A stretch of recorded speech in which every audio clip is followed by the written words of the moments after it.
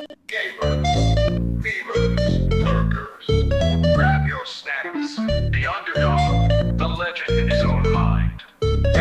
Jaybeazt, dropping memes and bringing heat. Jaybeazt, stream is starting, pull up a seat. Breaking news, trailers dropped. I react and maybe sound a bit shocked. New game hype, I got the tea. Call of Duty, Battlefield, come watch me. Not a big shot, just starting out, but I'll hype your chat and hype my clout. My aim's kinda bad, my joke's kinda worse, but at least I never stream with rehearse. Jaybeazt, underdog with gamer streak. Jaybeazt, laugh, reacts, chaos you seek. Warning. Jaybeazt, you may mispronounce your favorite game. Please remain calm.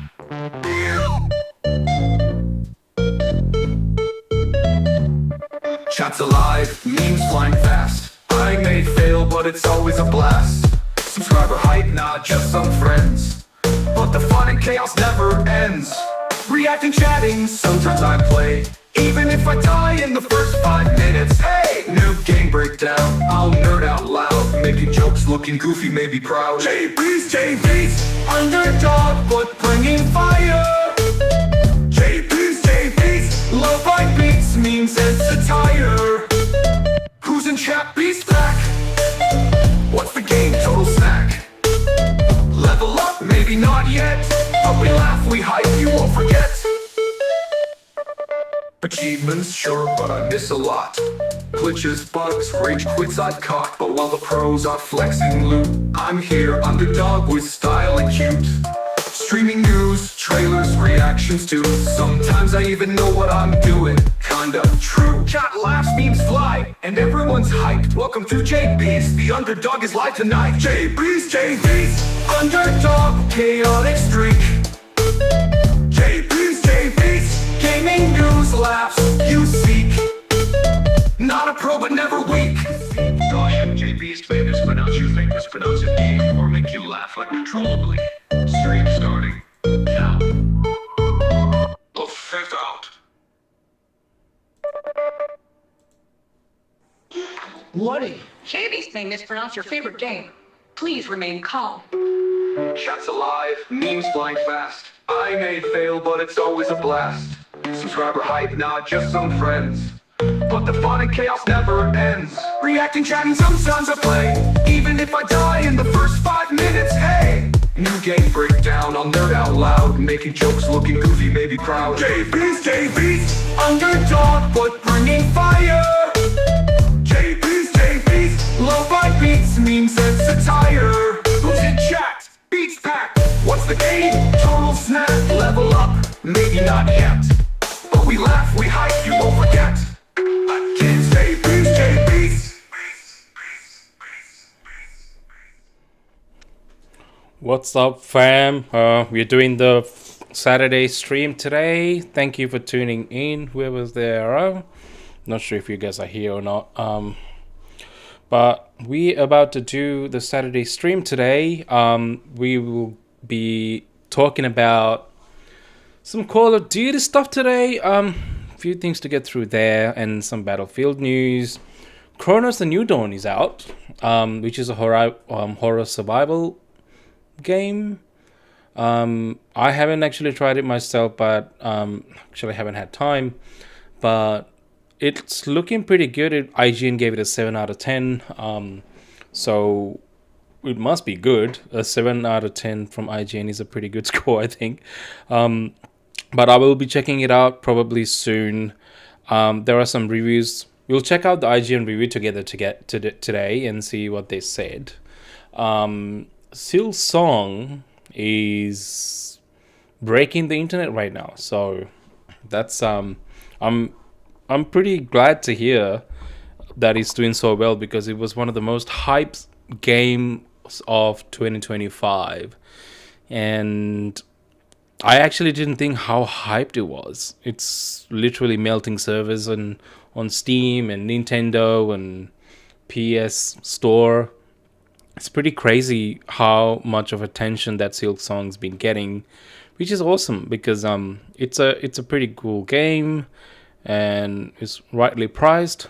And even there was some talk about how even pirates refused to crack the game because it's a reasonable little game that everyone should be buying instead. It's an indie game and it's doing so well, and it's being compared to like literally GTA 6 of 2025 because how big that launch was, which is crazy. It's pretty cool though. It's pretty cool. I love that indie games like these are getting attention, and rightfully so. So we'll talk about that as well. We'll play some Silksong today as well. See how that is. I actually have to make a confession. I haven't played the first game. I have not been. I mean, I know that people love playing Hollow Knight, but it wasn't the type of game that I normally play. So I didn't actually end up checking it out at all. I've been recommended a few times by people to check it out, but I never ended up actually playing it.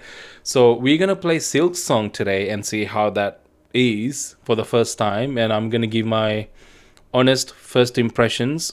So we will get to that towards the end of the stream. But yeah, we do have quite a bit of stuff to get through.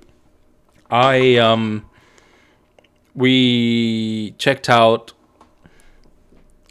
007 First Light. There was a whole deep dive video that came out, which was awesome, and I talked about that. I hope that you guys seen the video that I put out, my reaction and first impressions of that deep dive gameplay mechanics they put out. It's a 36-minute long deep dive, which is pretty cool. It's pretty cool. They had a lot of stuff to say. It's basically a Uncharted game with Hitman elements. That's what it felt like to me. It obviously had that Hitman DNA in it, which I really do appreciate coming from IO Interactive. And I kind of already knew that would be the case because, you know, why else would they be doing that, right? So, hey, Retro AZ. Sorry if I butchered your name, mate. Thanks for tuning in. Good, man. Good. How are you? How are you doing? But yeah, so we were just talking about 007 First Light, which is looking pretty promising, coming from IO Interactive. I'm pretty sure they're pretty glad to have that Mind's Eye crapfest over and put it behind them and actually focus on a good game for once. So it's pretty cool. And yeah, good, man. Viva songs. Sure, man. Haven't done that, but let's try it. But yeah, it's so we obviously I'm not going to be going through that video because I already did a reaction and put my first impression. That's all on YouTube, so please go check it out if you haven't already.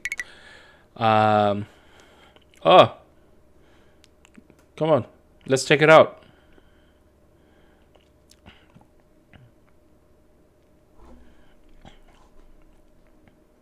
Oh,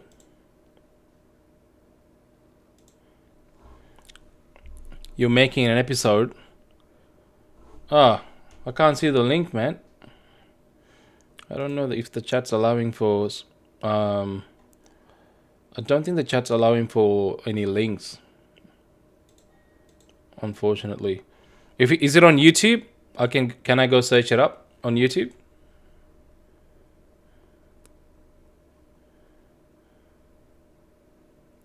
It's on SoundCloud? Sure, man. Let's check it out. What is it called?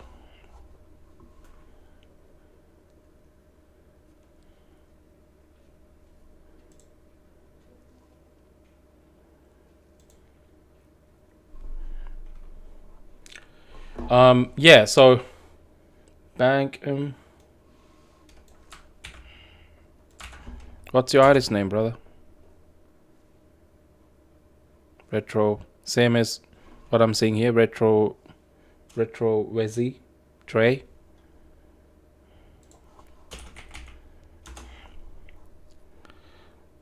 Ah, I found it.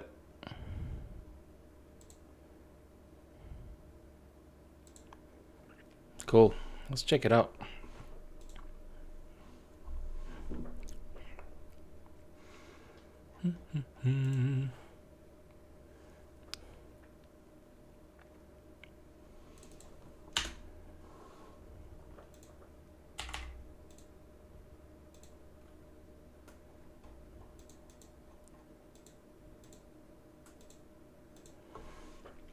All right.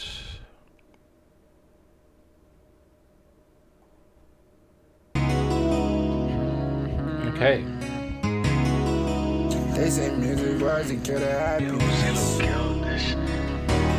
What you be like right now? Making music on my side now. You know they get high to kite now. You know they come with problems. Is this the one? Better watch out when I size now. I remember when it's running black. The whole block sounded like sides now. You playing this shit or die now. You playing this shit or die now. Nice.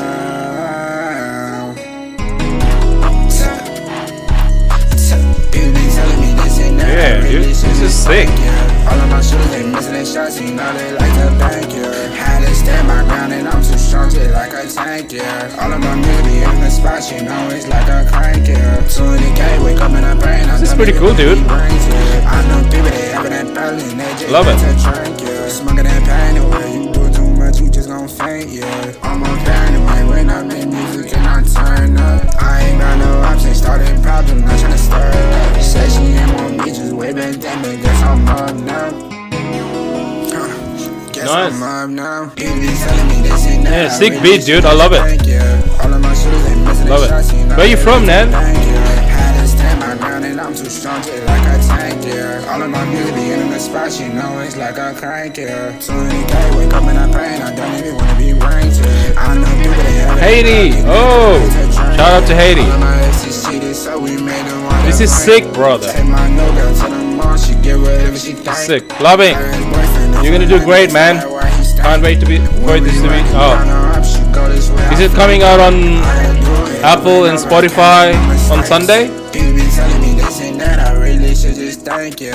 All of my shooters, they missing their shots, you know they like to bank, yeah. Had to stand my ground and I'm too strong, just like a tank, yeah. All of my Wow, music be gave in you a the like, spots, brother. You know it's like a crank, yeah.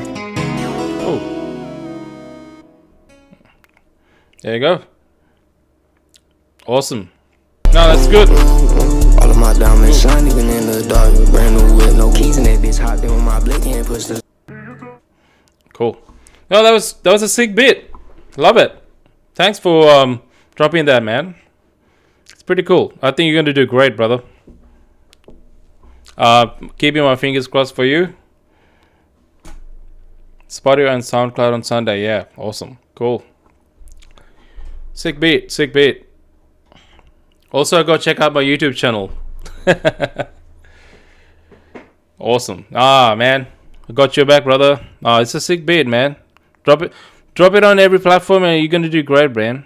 It's going to be good. Keep it up. Keep up the good work. Well done, man.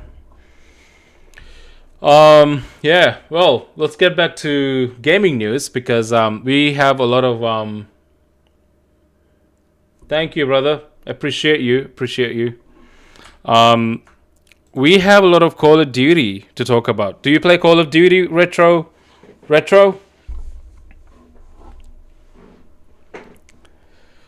have been playing Call of Duty because I actually didn't have another choice because we kind of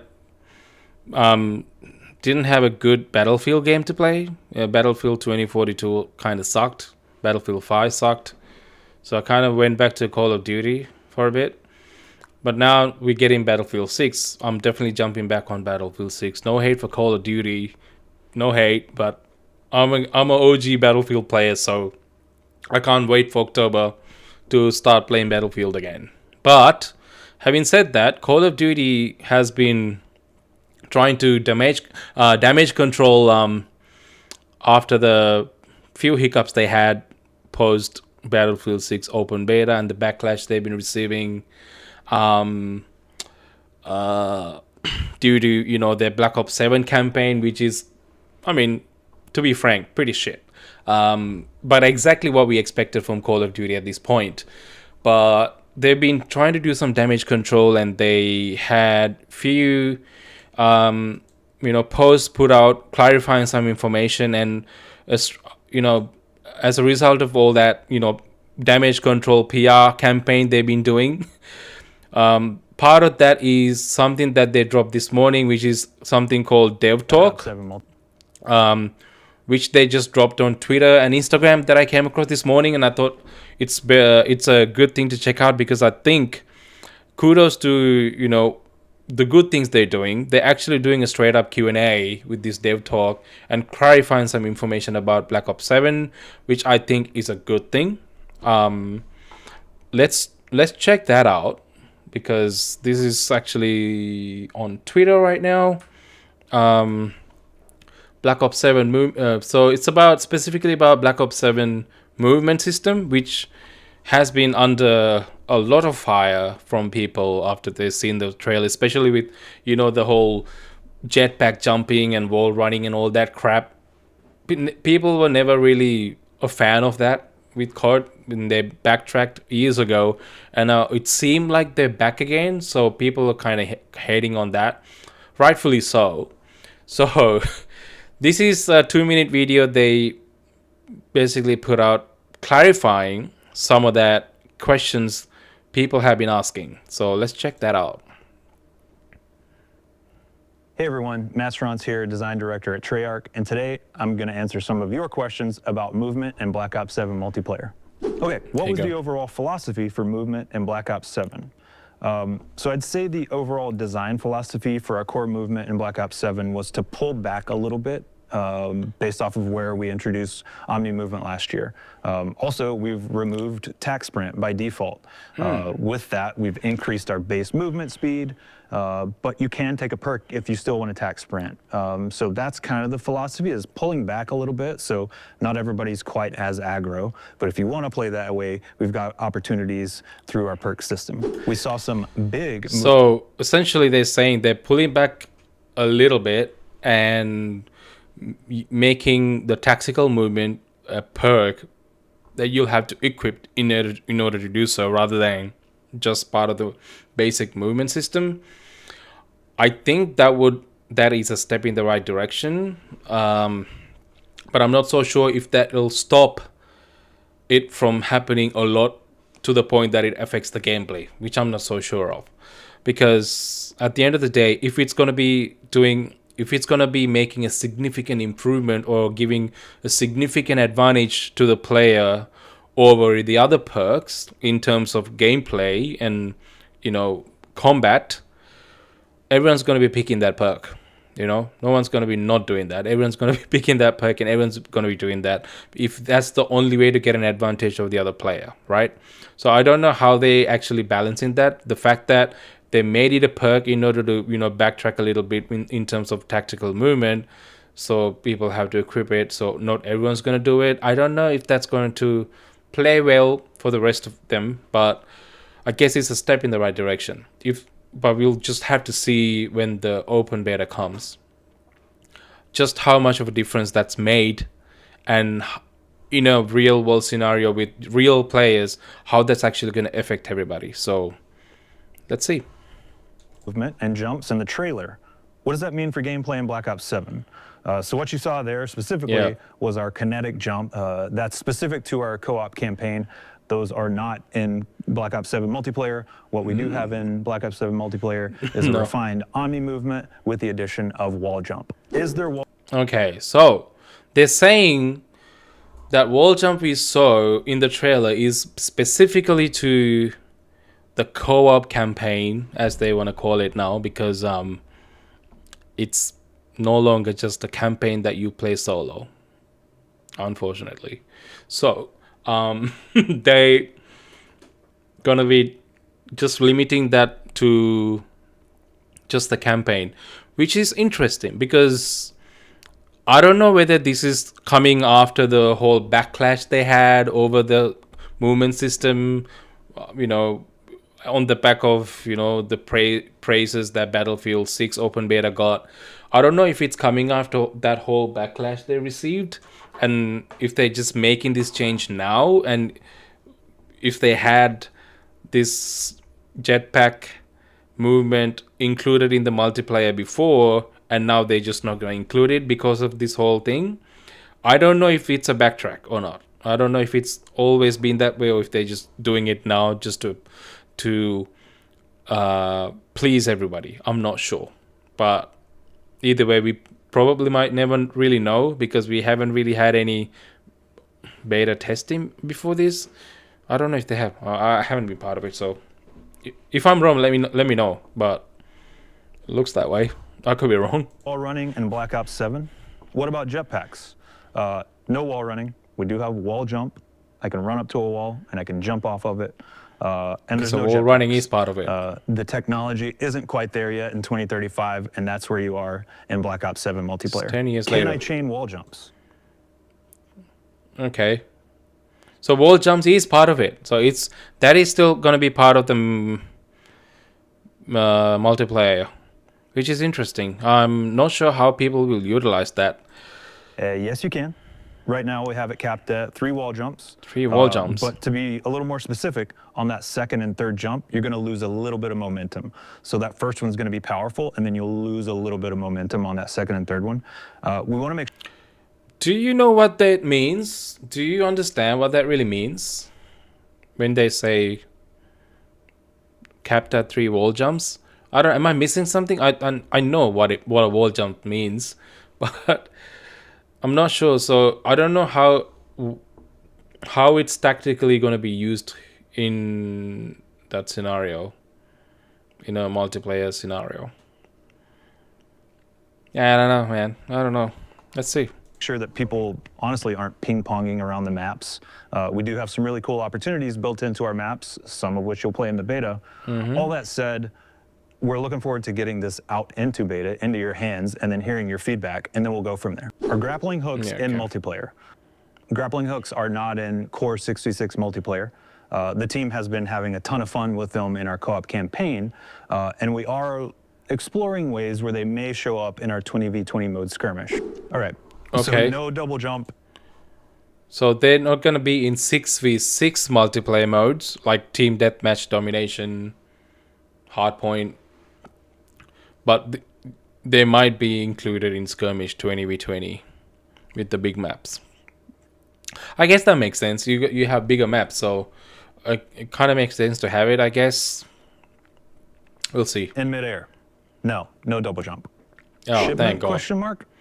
Wrong Double studio. jump in mid-air, like, honestly, I don't know, dude. I don't think that should be ever be a thing. No. Wrong studio. Shipment, wrong studio. That's Classic. some Black Ops 2 remasters that we've never had before. Yeah, you can. Okay, and that was it for me today, answering. Yeah, of course. I mean, it's at this point, if you're not gonna get some kind of BO2 remastered map in any Call of Duty Black Ops, any Call of Duty, you're gonna get some remastered maps. That's just at this point kind of a default thing. It's not something you should even be worried about. It's gonna happen, dude. It's gonna happen. You're always gonna get some remastered maps. You can. Okay, and that was it for me today, answering some of your questions I guess we're gonna have a 2035 version of Nuketown again. on Black Ops 7 multiplayer. If you happen to like No this, one ever I'll do some really more. seems to get sick of that map for some reason. Everyone just loves Nuketown, man.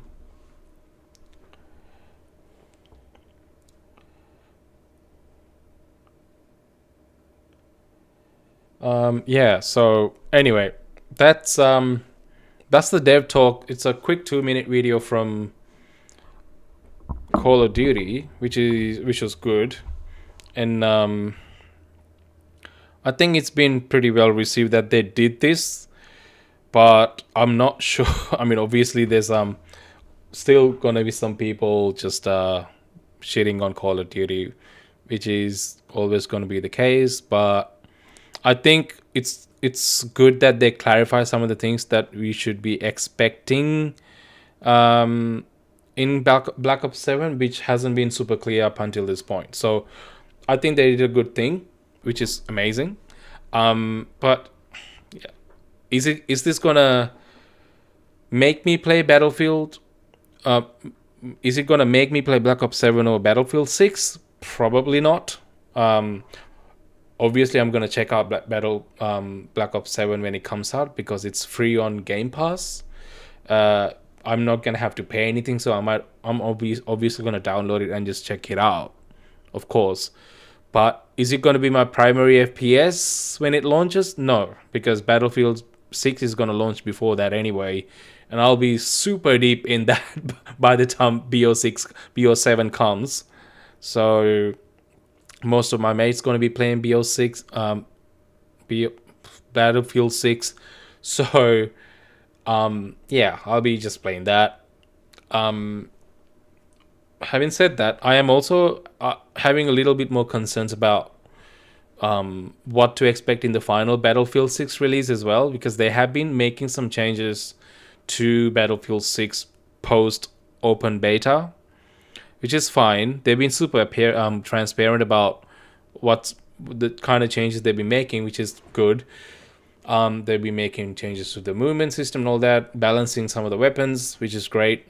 And obviously, it's not going to be like a release, launch, and forget thing. So they will be making improvements to the game post-launch constantly, which is cool. It looks like they have said they want to make Battlefield an annual thing, but I don't think players want that. Everyone has expressed the fact that Call of Duty has gone down that path and it's kind of diluted the whole appeal of Call of Duty at this point. And the whole appeal of a Battlefield is you have Battlefield and you have it for a couple of years, you know. Everyone, when I say everyone, I mean every Battlefield player will be happy to just have a solid Battlefield game and have it supported for 2-3 years before a new one comes out. That's the way it should go, in my opinion. Anyway, we have more Call of Duty news though. I forgot to talk to you guys about the whole movie thing with Call of Duty. I mean, Call of Duty movie though. Yeah, apparently Paramount is making a Call of Duty movie with Activision. Did I see this coming? Yes or no? They have tried to make Call of Duty movies in the past, which hasn't really worked out. And this time around, though, it feels a little bit more significant because it's Paramount taking on it, and also Paramount Skydance, which is the same people behind, I believe, Halo. They made Halo and they made other stuff. I'm not sure. But Halo was not regarded very well. So I'm a little conflicted as to how well this will be made, you know? It's a little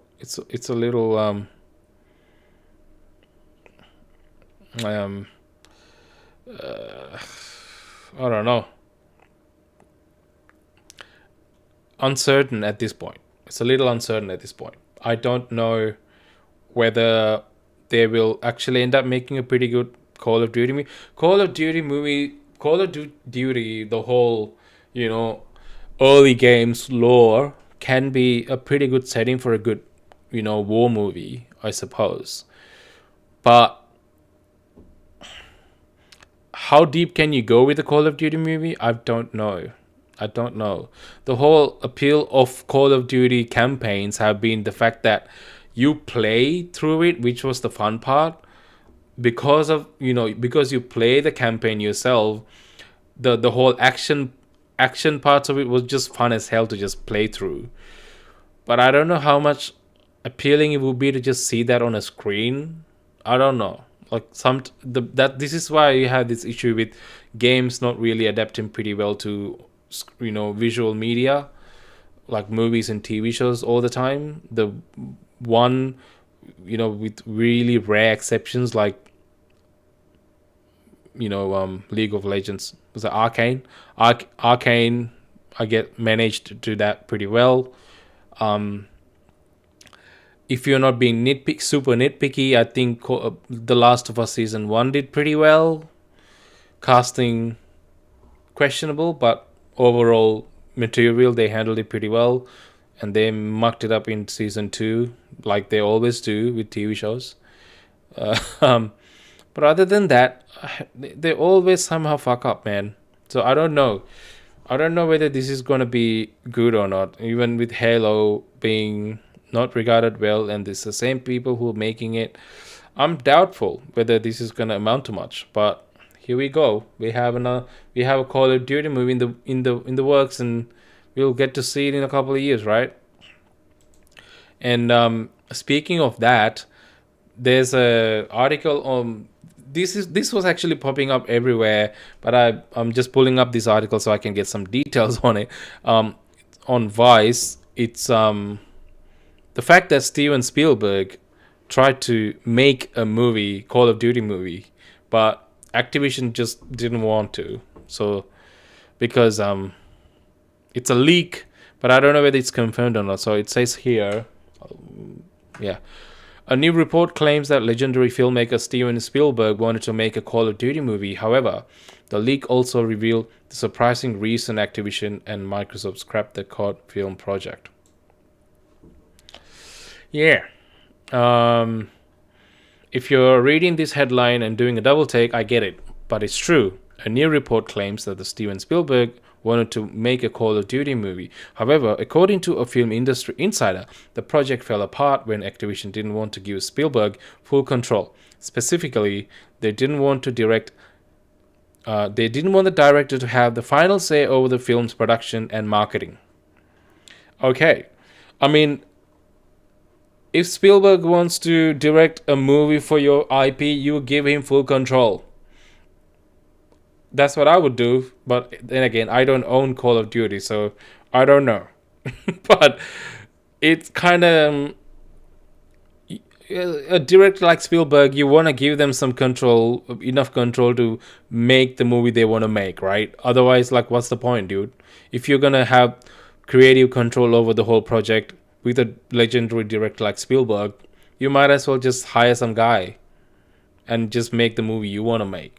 So I guess it makes sense that Activision just didn't do it, because ultimately they value them having control over the whole project rather than letting a director like Spielberg have some, sufficient control to come up with his own interpretation of this IP.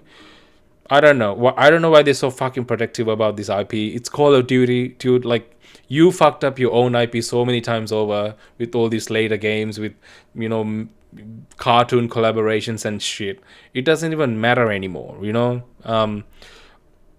I would have thought, they would let Spielberg run with it and have an awesome movie and see like what Spielberg's own take of a Call of Duty movie would have been. It would have been freaking awesome to see that, but I guess not. We're not gonna see that anyway. But it says here Spielberg wanted to direct Call of Duty per 3 sources. Steven Spielberg really wanted to direct the COD movie, but with Spielberg comes the famous Spielberg deal. This includes top of market economics, final cut, and full control over production and marketing. Of course. That spooked the team from Activision, now owned by Microsoft, which instead went with David Ellison's pitch that offered much more control over the process. So yeah, it appears that both Activision and Microsoft wanted tighter control over the project. While the film leak is from a pretty credible source, take this with a major grain of salt. However, a Call of Duty film was recently confirmed to be in the works, so this latest update seems to have steam. If true, it's pretty incredible that Activision would walk away from Steven Spielberg, who infamously made one of the best war films of all time, Saving Private Ryan. Yeah, I think it's pretty... If this is, obviously, take it with a massive bucket of salt, but if this rumor is true, I think it's a mistake on Activision's part to let it slip from Spielberg, because Spielberg is veteran in the industry, and he knows war movies. He's done it really well, and it would have been really awesome to see someone like Spielberg take on Call of Duty franchise. I think they should have let him have some creative control, like enough creative control over the process. Like I said, Activision's got nothing to lose with COD IP, man. They mucked it up so many times. It's just doesn't make sense that they're now wanting to be so protective of their IP, while they are the ones who actually like ruined the whole IP with all these weird collaborations over the few years and the weird games that they put out in the past few decades. Past few years. It's weird. It's weird now that they did that and not let Steven Spielberg have creative control. But then again, we don't know if it actually happened. So yeah, sucks if it's true. But yeah, that's Call of Duty for you. Speaking of Call of Duty, there's also some Battlefield updates that I saw coming today. You know how they had a leak couple of days ago, I think. A couple of days ago, they had a leak from a map, Battlefield map, and it got taken down pretty fast. I saw like another. Let me actually pull it up for you guys. Battlefield 6 leaked map.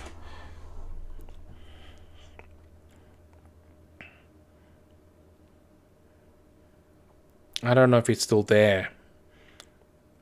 They've been putting it down 6 days ago. I don't know, dude.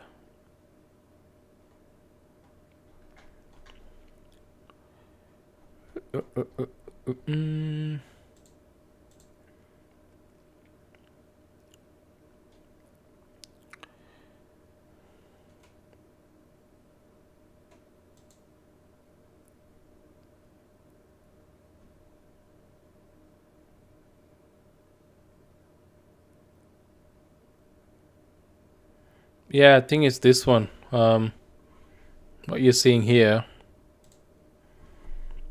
Yeah, so this was this was kind of leaked.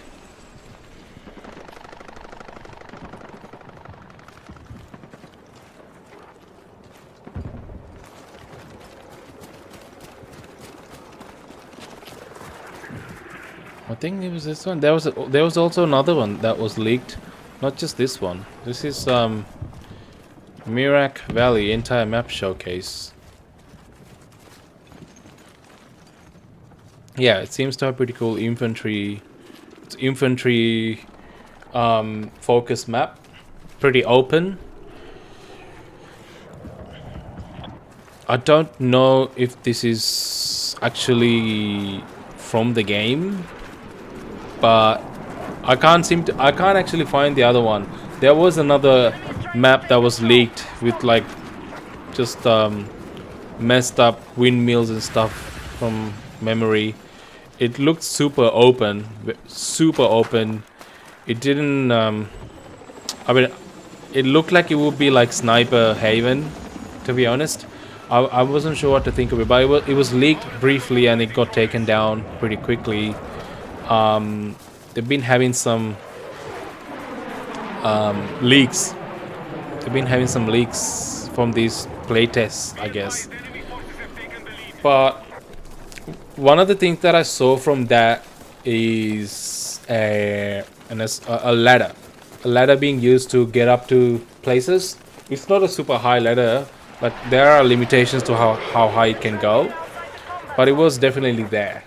So when I saw that, I wasn't sure because it wasn't in the open beta. You couldn't use the ladder as far as I can remember. I mean, I played the beta all like 5-6 days it was up, and no, we didn't use the ladder at all. So it was included.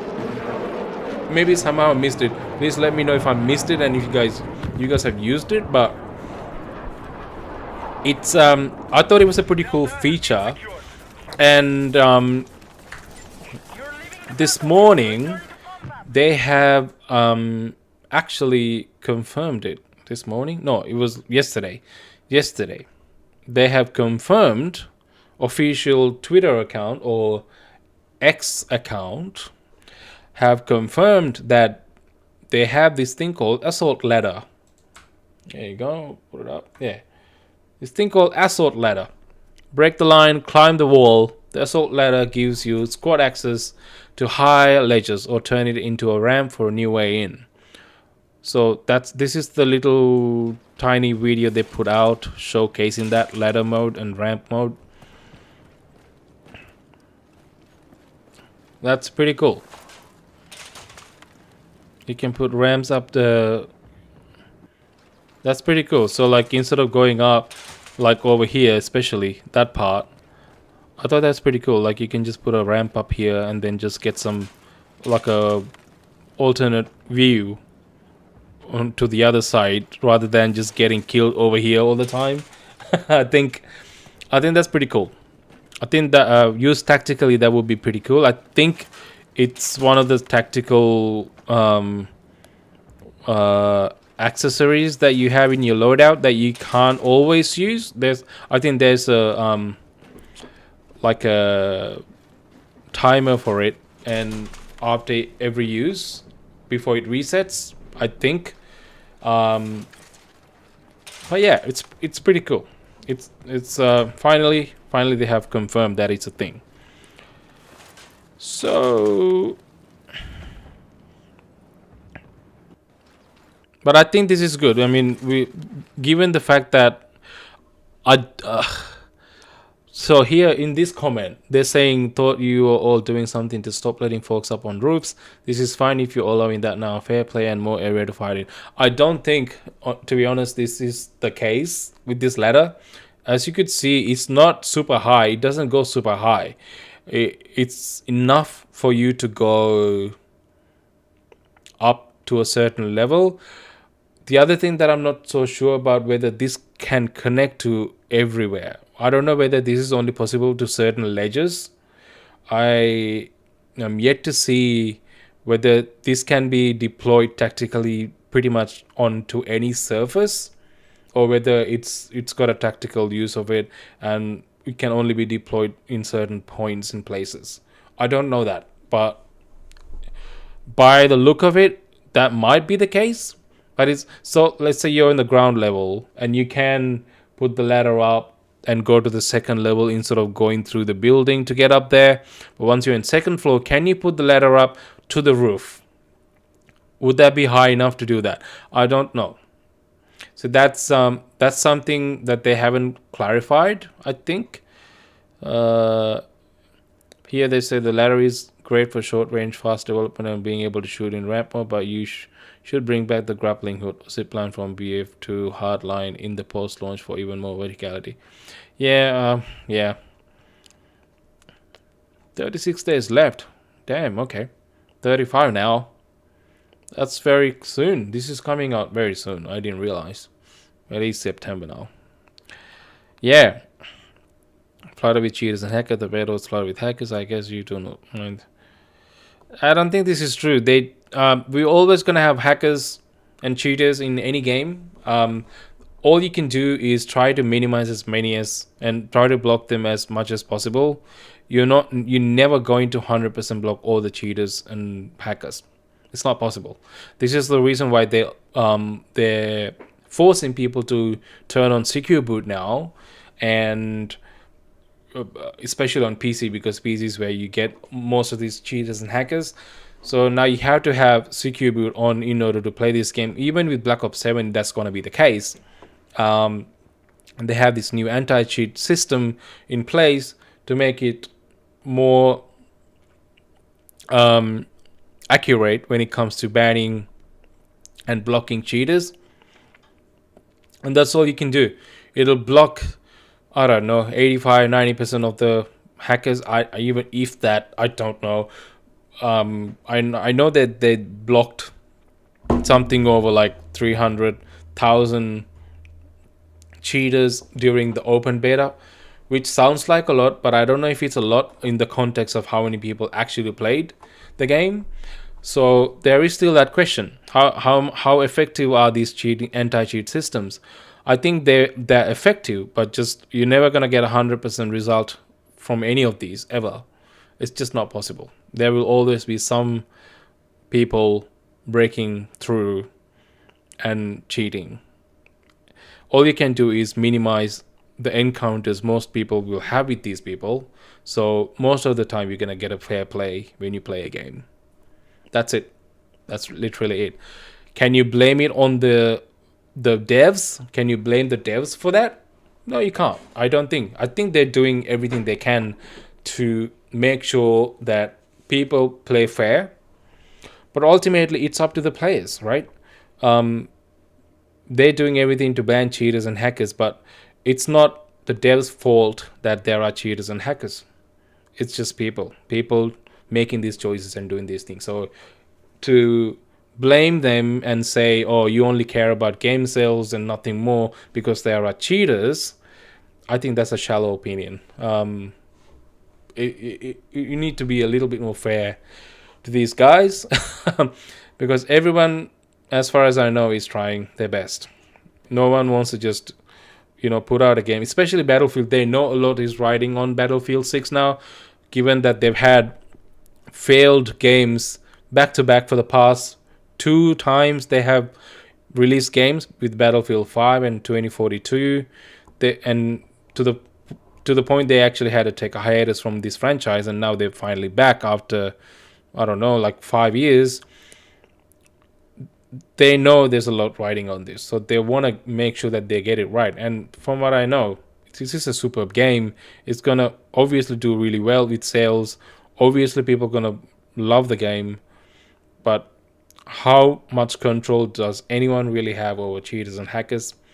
That's up for debate, man. There's only so much you can do to block them. There's only so much you can do. You're going against actual humans who are trying to hack into the system. How much can you really do? So anyway, if I'm wrong, please let me know. But this is my 2 cents. This is what I think. But yeah, let's see how it turns out. That's all we can do, right? That's all we can do. Anyways, what else have I got? We gotta talk about Silksong, dude. Silksong is getting so much attention right now. It is crazy.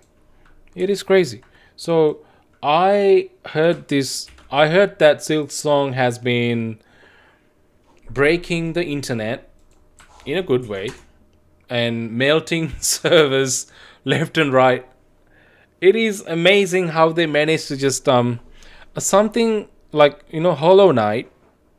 Hollow Knight already had a lot of people playing the game, but I just didn't think this is gonna be this big.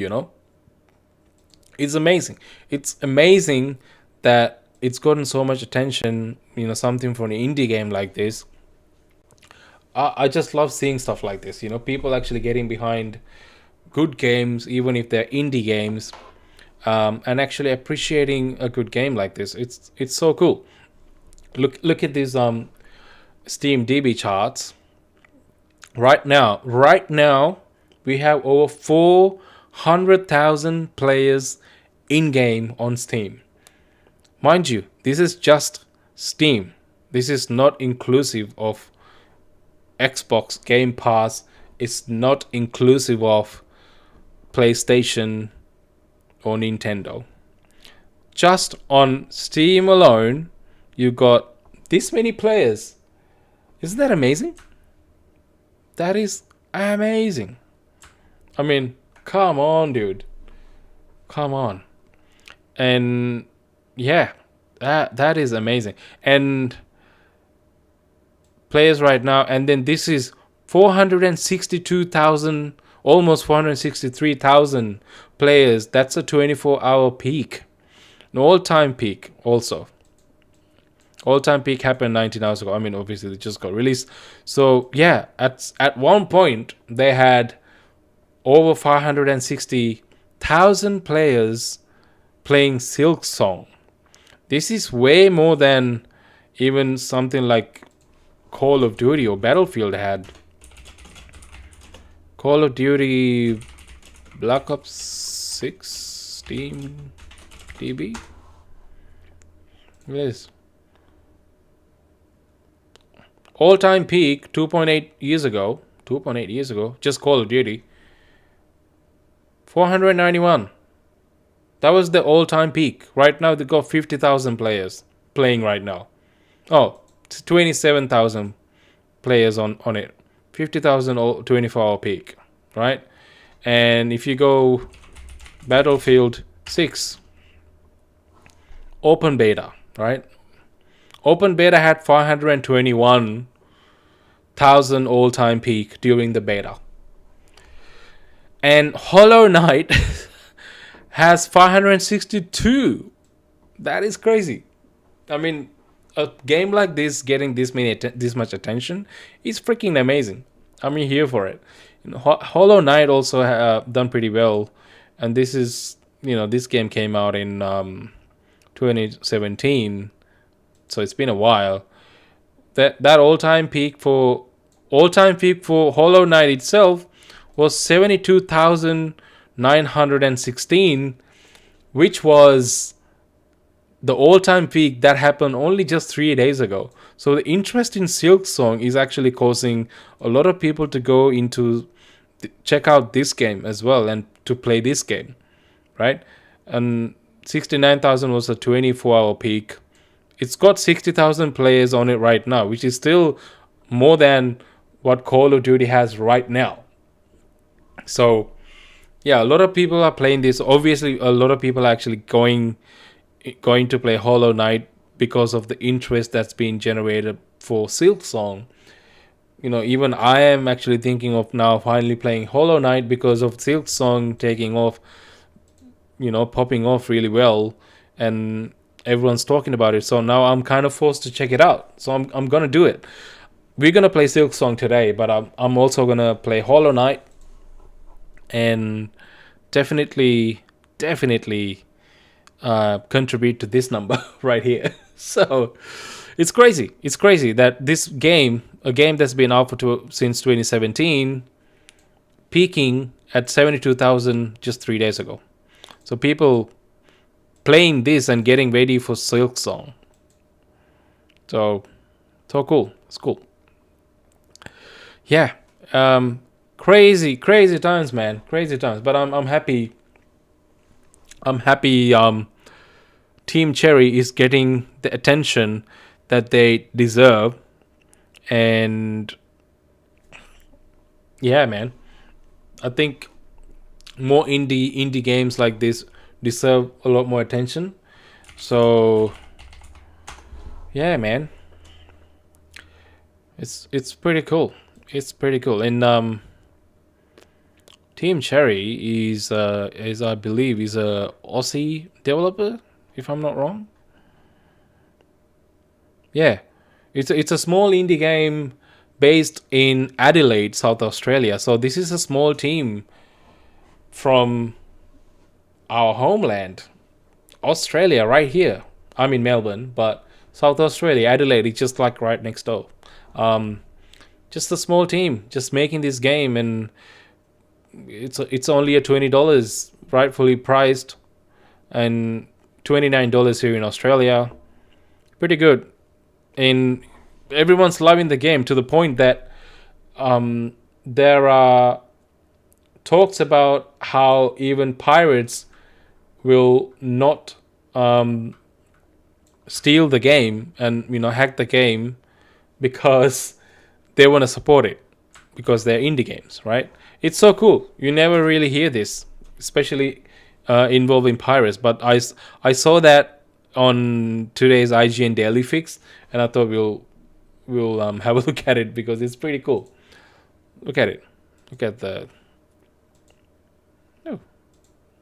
And in today's fix, Hollow Knight Silksong go is Max. such a big deal that pirates are actually That's a encouraging weird people haircut. to pay for it. Meanwhile, He we got looks some weird cool with that updates haircut. from Superman, Man of Tomorrow, and Spider-Man Brand New Day. Let's get into it. Oh man, I can't do the mullets back. So weird.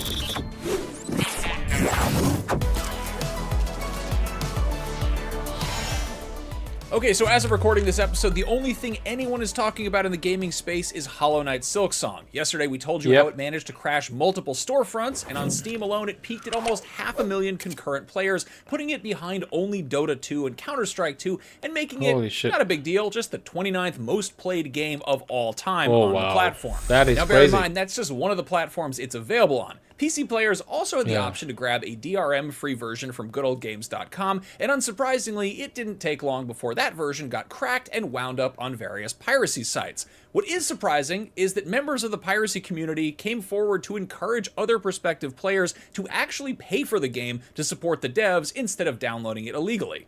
Several members of the R-Piracy subreddit confessed to acquiring the game the old-fashioned and legal way. A user named PyroKZG said it was the first game that they'd bought on release day in a decade, with others chiming in to say it was their first time doing that, period.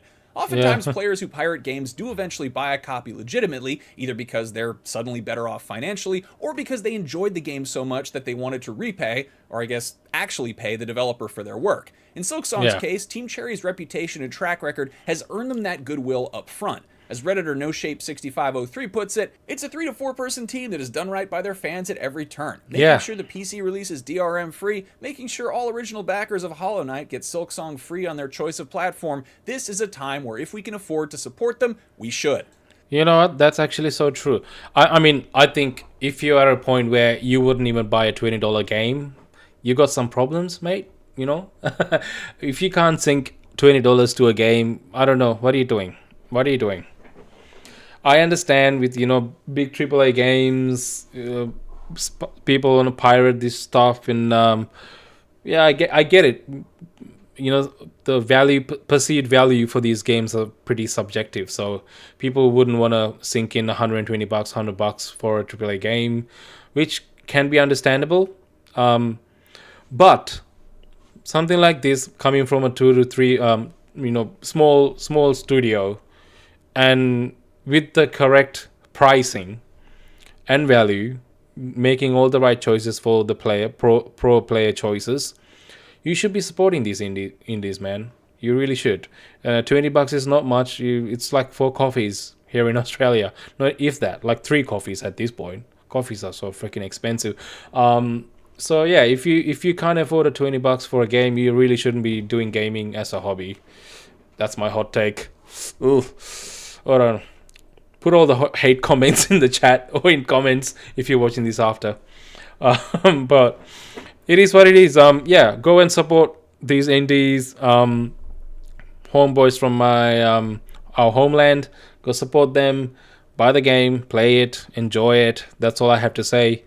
And yeah, if you're pirating this game, you really need to think your life choices. That's all I have to say at this point. Anyway, but yeah, it's pretty cool that it's kind this of is wild happening. to see Team Cherry's revolutionary business model paying off. They worked really hard on a game for years, and then they made it available in as many places as possible with minimal bull for the reasonable price of $20. What a concept! Anyway, Hollow Knight Silksong is out now for basically everything. It is playable on Windows, Mac, and Linux through Steam, GOG.com, or IGN's sister site Humble, and it's also on all of the PlayStations, Switches, and Xboxes. Meanwhile, Game Pass Ultimate and PC Game Pass subscribers can get it at no extra cost.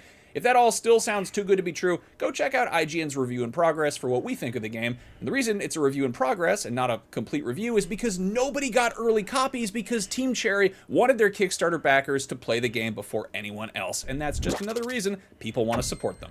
Since there's basically no other game... There you go. That is so cool. So, anyway, like I said, I have not played the game. I'm so sorry. I'm gonna do it with you guys today. I'm gonna get into it and play a little bit through it. I will be putting my first impressions on it as well. I will probably finish the game soon. It's not a long game. It's a $20 game. I think it's like 10 hours or something. 10 hours long, to 10 or 12 hours to beat. So I'm going to start playing it today with you guys and see how it goes, and finally get into Hollow Knight, man, and see how it goes. And I think a couple of days ago, maybe last week, I had a guy tuning into the stream and actually telling me that I should play it, and I promised him. So this is for you, dude. I'm gonna be playing that finally. So let's do it. Not right now. Not right now. We do have a little bit more stuff to get through in terms of gaming news, and then we will definitely check it out. The other thing I wanted to talk about is obviously GTA. Obviously. I just came across this on X, so I just wanted to like talk about it a little bit. It's from GameSpot, and it says GTA 6 is the first. How do you say this? A game? How do you say this? 5A game? Industry veteran says. Bro, I don't know how to say. How do you say 5As?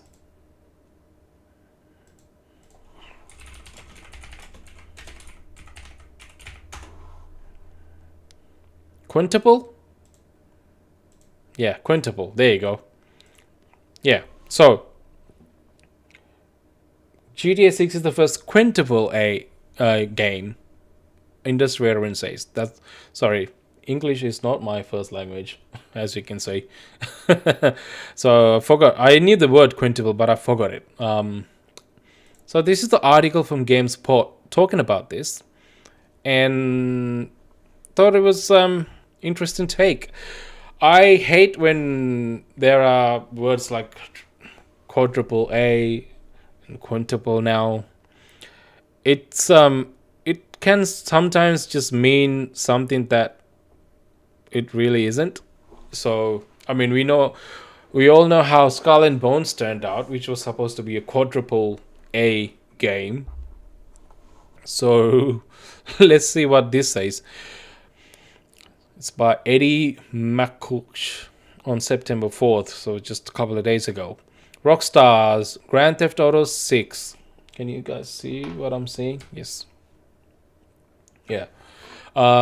Stands alone as a quintuple A game, according to Devolver Digital co-founder Nigel Lowry.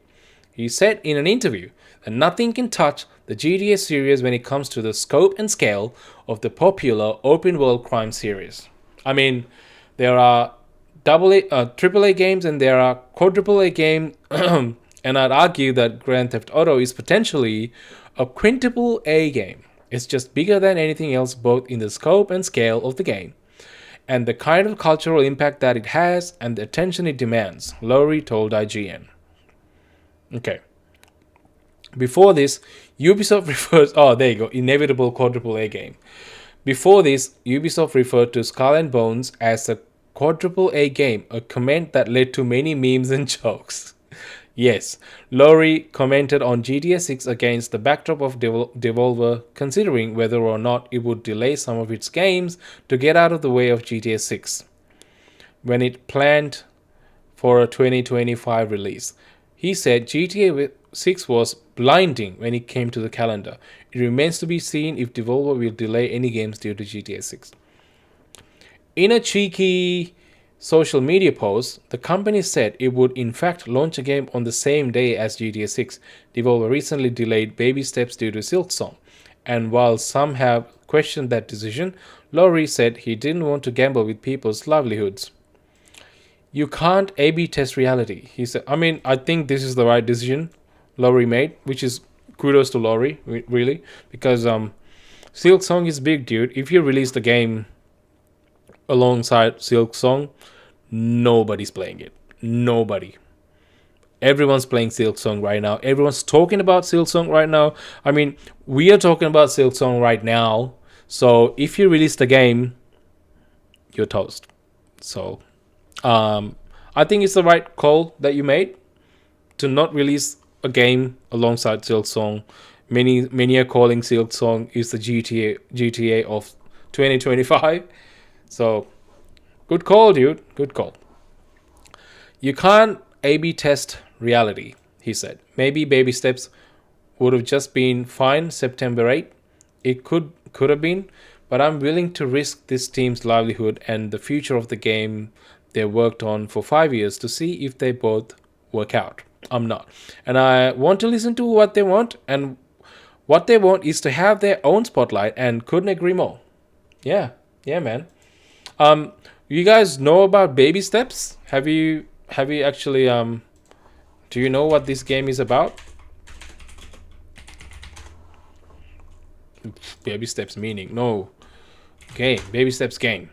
Yeah, so this game is a pretty interesting, funny little game. It's basically a walking simulator where, I mean, we call Death Stranding walking simulator, but this is actually a actual walking simulator that is funny. Baby Steps is a game about being a 35-year-old who lives in his parents' basement, who finds himself mysteriously transported to a mystical realm where he has to hike up a mountain in his bare feet. It's a physics game where you control your feet directly. You have to manually take every step. There's no fast travel. Life is hard. There's an arc to playing the game. You maybe for a moment you're challenged and you're sweating and you're leaning forward, and then you're leaning back and you're relaxed, and then maybe there's something kind of funny at the end of that as well. And there's kind of like a ebb and flow to the experience. Yeah. There you go. Oh, can you not? It's just I didn't. Yeah, let's go back in time to when you didn't. No, I was just trying to catch it. With my, sorry, with your foot, yeah, you tried to catch it. I saw it was starting to go, and I just tried to. You just kicked. You thought it's I'll got give some it a weird good kick to counteract the fall. Yeah, I was just trying to steady it. I don't think it's a difficult game. I think is the first thing to say. You can make it. You're just bad. No, you can make it difficult. So we're taking. So you're literally controlling both feet with like respective analog sticks, I suppose, which is what making it really hard to like coordinate, because you literally are in control of the characters, like each foot, and you have to put each step forward individually rather than just pushing an analog stick forward to walk, which is going to be interesting. So yeah, it's a literal walking simulator game, and yeah, I don't think anyone would be talking about that game. While I'm actually keen to play this game, I don't think anyone will be playing it alongside Silksong. No way. So, smart decision to actually delay it a little bit later, so it doesn't get shadowed by a big release like this. Anyway, going back to GTA, Adam Leib, the CEO of marketing platform GameSite, told IGN that GTA 6 has had an outsized effect on calendars and planning for video game companies. I would say that GTA for the last year and a half has been a part of almost every conversation around launch dates I have heard. Of course. I mean, we literally saw every single game that was supposed to be coming out in 2025 literally delaying indefinitely or just not communicating any release dates at all until GTA 6 was announcing its release date. Because nobody in their right mind wants to release their game anywhere close to GTA 6's release date. You know, just doesn't make sense. Nobody is going to be playing anything else. Even people who play the other games like Call of Duty, Battlefield, whatever, the Counter Strikes, whatever. Everyone's going to be jumping on GTA 6 when it launches, dude. So there's no question about it. No question. Of course, I know there are people who don't play GTA, and that's fine. I'm saying majority of players will be playing GTA 6 when it launches, especially on consoles, because it's not coming out on PC, unfortunately. So yeah, nobody wanted to, especially console games that are coming out, especially like Ghost of Yotei, games like that. They were not saying when they were coming out because they were scared they're gonna end up releasing it right next to GTA 6. But then GTA 6 got delayed to 2026. As soon as we heard that news, literally like we could count the days. Literally within a week after that, we saw a string of release days announcements from all these games. It's not, I mean, we know exactly what happened there. So it's pretty obvious. And yeah, we got a string of release dates as soon as GTA got released in 2026, which is for the better, I think. I think GTA 6 literally can release at any given time of the year, and people will still jump on it and play. It's not gonna matter whether it comes out on January or February, March. Like it could come. It could. I mean, February is like usually the deadest month of the year, but you can release GTA in like literally any month, anytime, and it'll sell well. That's just how big GTA 6. There's no doubt about it, you know. Early this year, Bloomberg reported that GTA 6 was delayed to 2026. Some studios with games set for fall 2025, the previous launch window for GTA 6, embraced the news, with others scrambling to make decisions for their own 2026 games. GTA 6 is expected to perform exceptionally upon release, with one firm predicting it will sell 40 million copies and drive 30 billion in revenue in the first year alone. The game has gigantic shoes to fill, as GTA 5 has sold more than 215 million copies. Yeah, of course, man. This is shaping up to be one of the biggest games we have ever seen. Period. Like, Red Dead Redemption 2 was pretty big when it came out, but this is shaping up to be... I mean, if the rumors that we've been hearing, what we've seen from the trailers are true, it is definitely shaping up to be one of the biggest games like we have ever seen in the history of gaming, no doubt, right? And it's...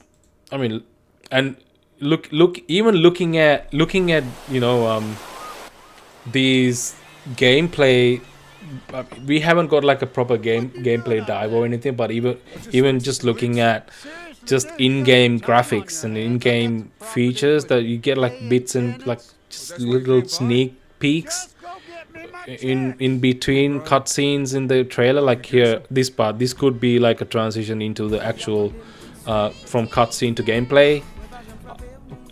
It looks insane. Everything just looks insane.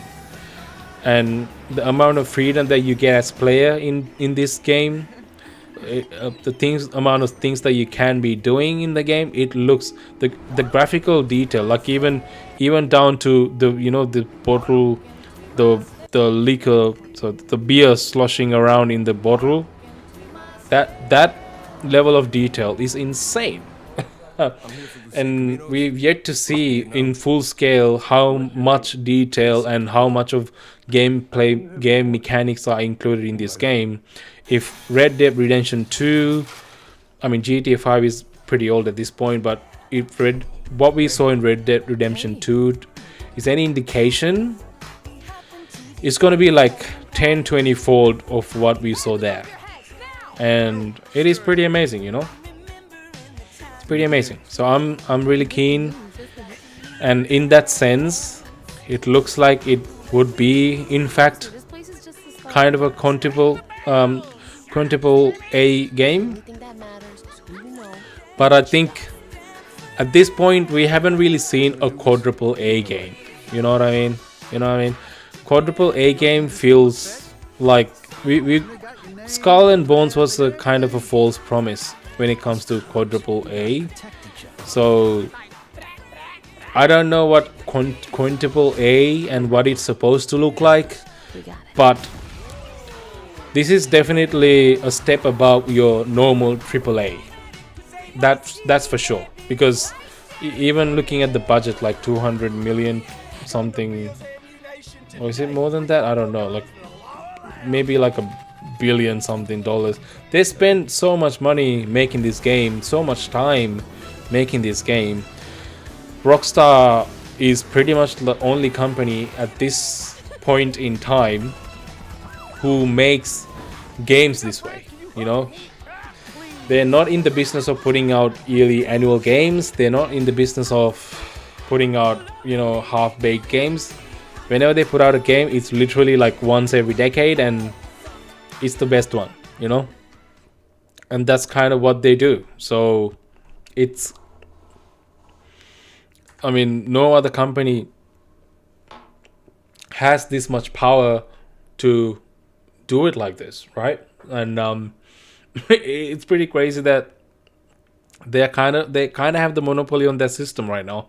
So I think, yeah, having a budget like Grand Theft Auto 6 and being able to make it the way they do, I don't think anyone else can come close to how they operate. And yeah, I think it's definitely a step above what you normally see as a AAA game, which is pretty much everything else at this point. And I think it's safe to say this is a quadruple A game. You can maybe call it a quadruple A because it's a step above AAA, right? Not sure about the term quintuple A though. I think that's a bit of an exaggeration at this point. But yeah, I get what they mean by this. Lowry calling it a quintuple A, because it is definitely having a lot of impact, both culturally as well. Because I know when this game launches, no doubt that the whole world is gonna take a hit in terms of like work efficiency. I can't talk. I think on the day this releases, or like around the day when it releases, like right on the day and then a couple of days after, I think there will be a lot of annual leave. There will be a lot of sick calls. People will be chucking sickies everywhere, all over the world, globally. The whole world is going to take a hit in terms of efficiency at work during those days, and we're going to feel it 100%. It's going to happen, and we'll see it unfold in May 2026 when this finally comes out. It'll be interesting, dude. It'll be interesting for sure. I'm actually very, very keen to see how that pans out. It'll be cool, and I'm myself gonna be doing that. It'll be cool. Anyway, before we move on,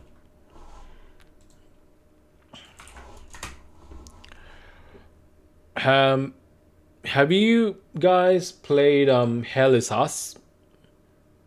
Because I have not played it. I played the demo, but I didn't play the whole game yet,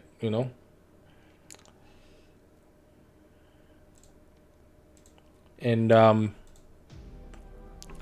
the old cliche is they that have war this never... they have this review from IGN, and I thought we'll check it out together a little bit. But what happens when the hellish actions of war manifest as monsters that trap people in time loops of their worst deeds? Well, even then, it turns out the cruelty of mankind itself are still worse than any supernatural destruction, and Hell is Us uses its fantastical, near-future setting to take a dark, authentic look at the horrors of war. While the actual act of fighting your way through the monsters of this devastated nation isn't doing much that's new to the action-adventure genre, Hell is Us kept me entertained throughout my 38-hour adventure nonetheless. Its combat is simple but satisfying, and its world is full of puzzles that push you to really pay attention, which makes for a campaign filled with intrigue, grief, and sometimes a little frustration.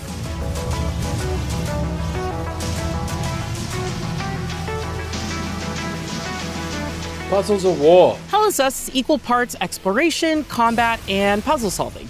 It's a familiar formula if you've played games like God of War or Resident Evil before, but roaming the fictional country of Hadia as Remy, an exile smuggled out of the country as a child. See, people keep calling this place Hadia, which is pretty weird to me because I haven't played the full game, obviously, but I played the demo because I didn't want to buy the full game to play it until I've tried it. And I decided I would actually play, but I haven't actually got around to it, unfortunately. Just a lot. There's a lot of games coming out lately, dude. So it's so hard to keep up. But in the game, it refers to the place as Hadia. So yeah, do what you will with that information. Proved to be a different kind of challenge. You're told up front that there is no map, waypoint system or indication of where to go next. I had to retrain my brain in the early hours of Hell Is Us as I adapted to how it does things, like I was riding a bike without training wheels for the first time. While frustrating at first, that frustration seemed to fade away around the midpoint of Act 1, and I could feel myself more quickly pinpointing the necessary clues I needed to progress. What starts as a quest for answers about Remy's missing family, his whole reason for returning to Hadia, quickly becomes a series of puzzles and scavenger hunts that reveal a bigger picture. With both that mystery and a large number of items to collect, the lack of a traditional map or waypoint system meant I found it almost mandatory to keep physical notes on what I had seen. That was especially true as I assembled a lengthy list of puzzles and NPCs that required specific items I had yet to find, with some items that wouldn't even become available until later portions of the story. At first, I was caught off guard by how front and center the puzzle component is in Hell Is Us. Not because I disliked them, but because it just wasn't what I expected going in.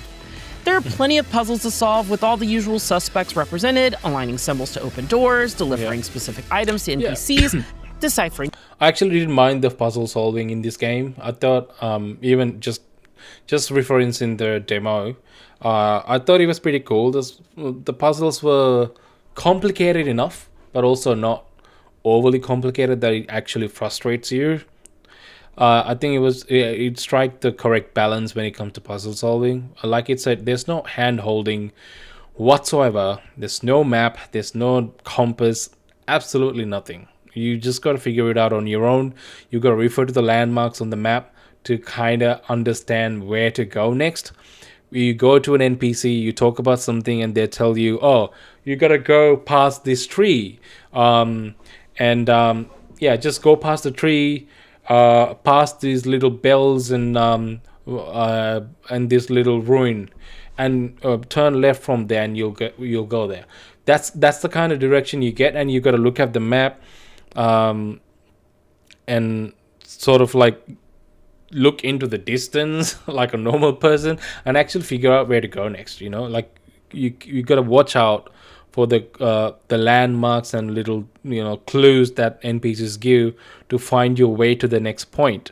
And it's not always straightforward as to even what that point is and whether you should be going there or not. Like, it's not obvious. It's you gotta actually read every little bitty thing you find in the world to give yourself context as to what the hell is going on.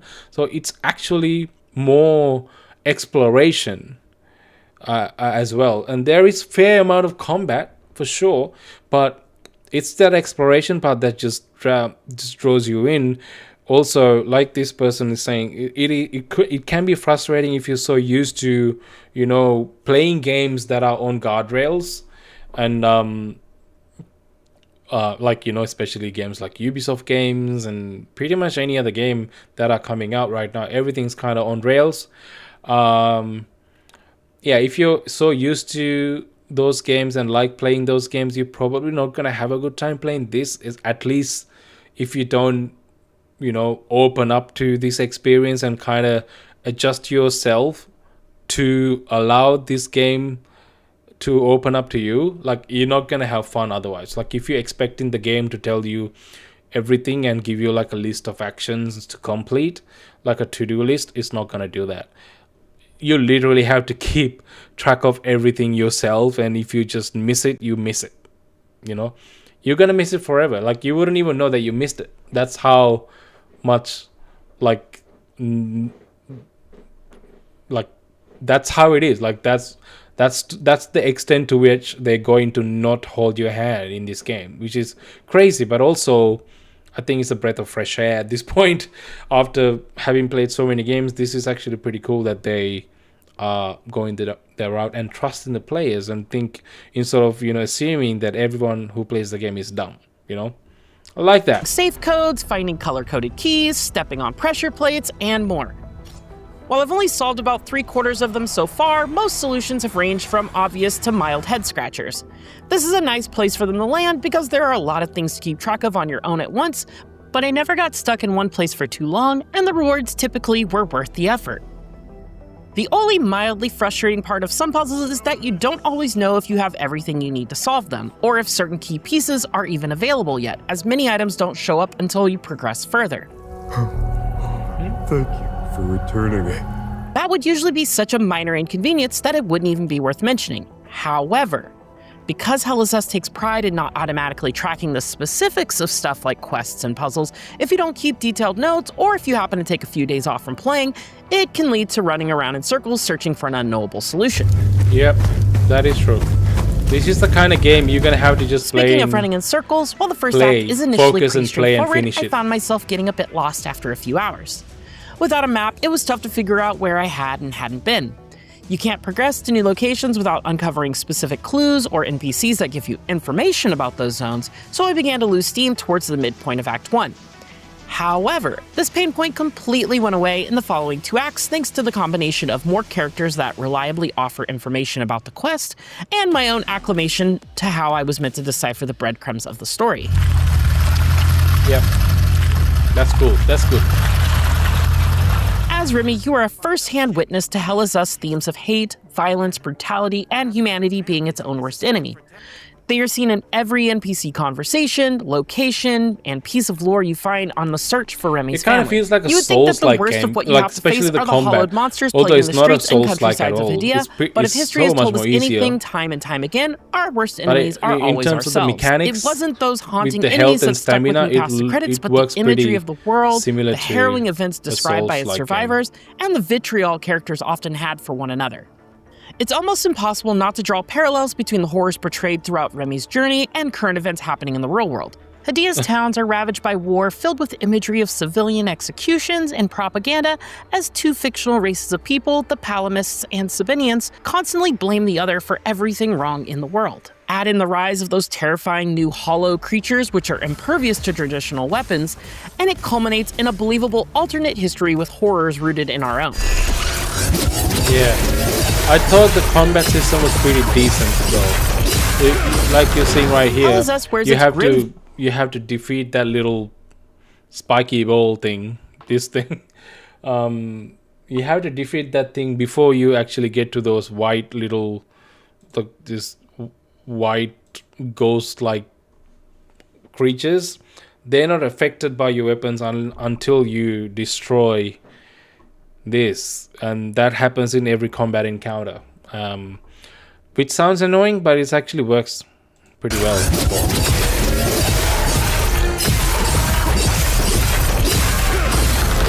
Hellazest wears its grim view of a collapsed civilization and its struggling population on its sleeve.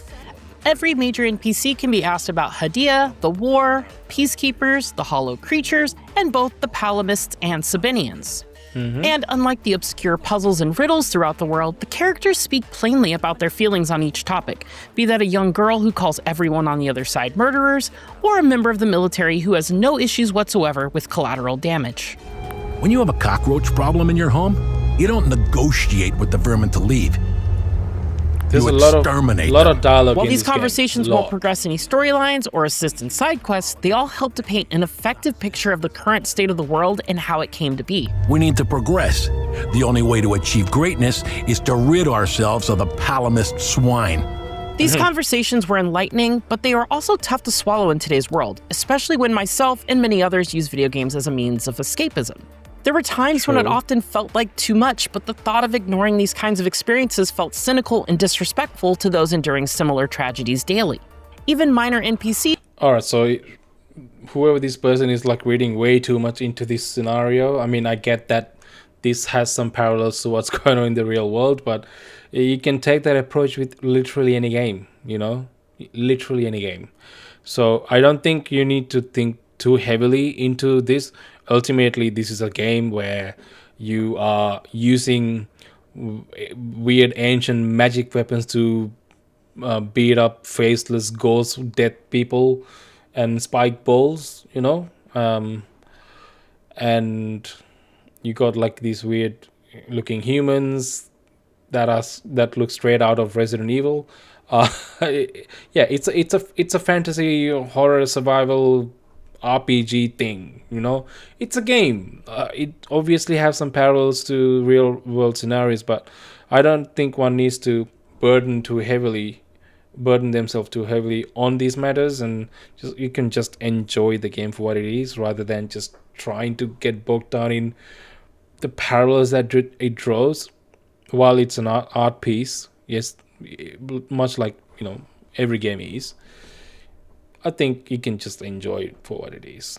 And if it's too much for you, you can always not play games like this and just actually play something light like Hollow Knight, But then again, Hollow Knight could also probably has some real world scenario parallels. I don't know. But yeah, I don't know, man. If you most of us who play games actually play games for escapism. But you can choose what kind of escape you want, right? You don't. If these kind of games are too heavy for you, shouldn't be playing it. You shouldn't. You always have a choice to play the games that you want. So, hot take of the day.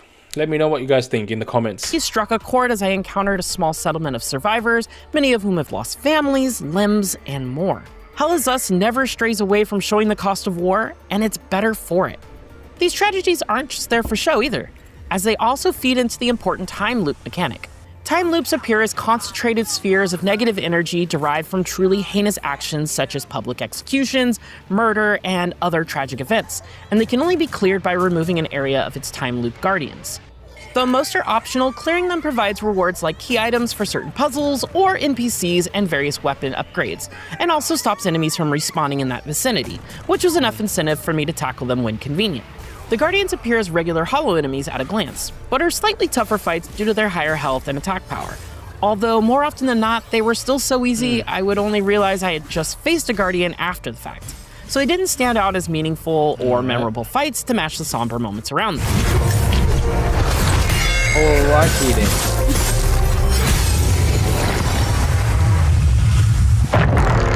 Combat not quite scratching the itch I hoped it would was a consistent theme throughout most of Hell is Us. It has all the staples you'd expect in an action-adventure game: attack combos, charge attacks, parries, dodges, and special abilities that improve both your weapons and a drone that fights alongside you.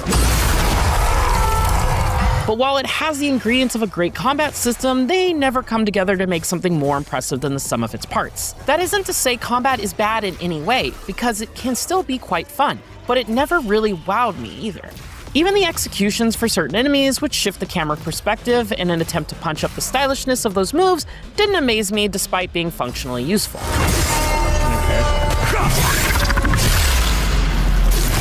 Early on, Remy learns that standard weapons are useless against the hollow enemies and quickly builds up an arsenal of limbic weapons with special properties. Swords, twin axes, polearms, and more, each with their own strengths and weaknesses. As you explore and solve various puzzles or help the citizens of Hedea, you unlock glyphs that can be equipped to weapons to augment them with properties such as rage, ecstasy, terror, and grief. Upgrading weapons with different properties will not only change their appearance, but also change which abilities they can equip. I was a big fan of Rage as it supercharged my aggressive playstyle, allowing me to stagger enemies and giving me some ranged options. Meanwhile, Terror ended up being an augment for my second weapon as it allowed me to drain enemies of their health at a safe distance. Hell is Us also takes a different approach to healing while in combat. Dealing damage refills your health, but only if you cash in after landing an attack or combo without taking damage. Yeah, I thought that was a pretty cool This was a double-edged element. sword for me, as it's an interesting, unique system, but one that meant I would often not worry about how much damage I was taking because I knew that landing one or two combos would be enough to heal me back up in a pinch.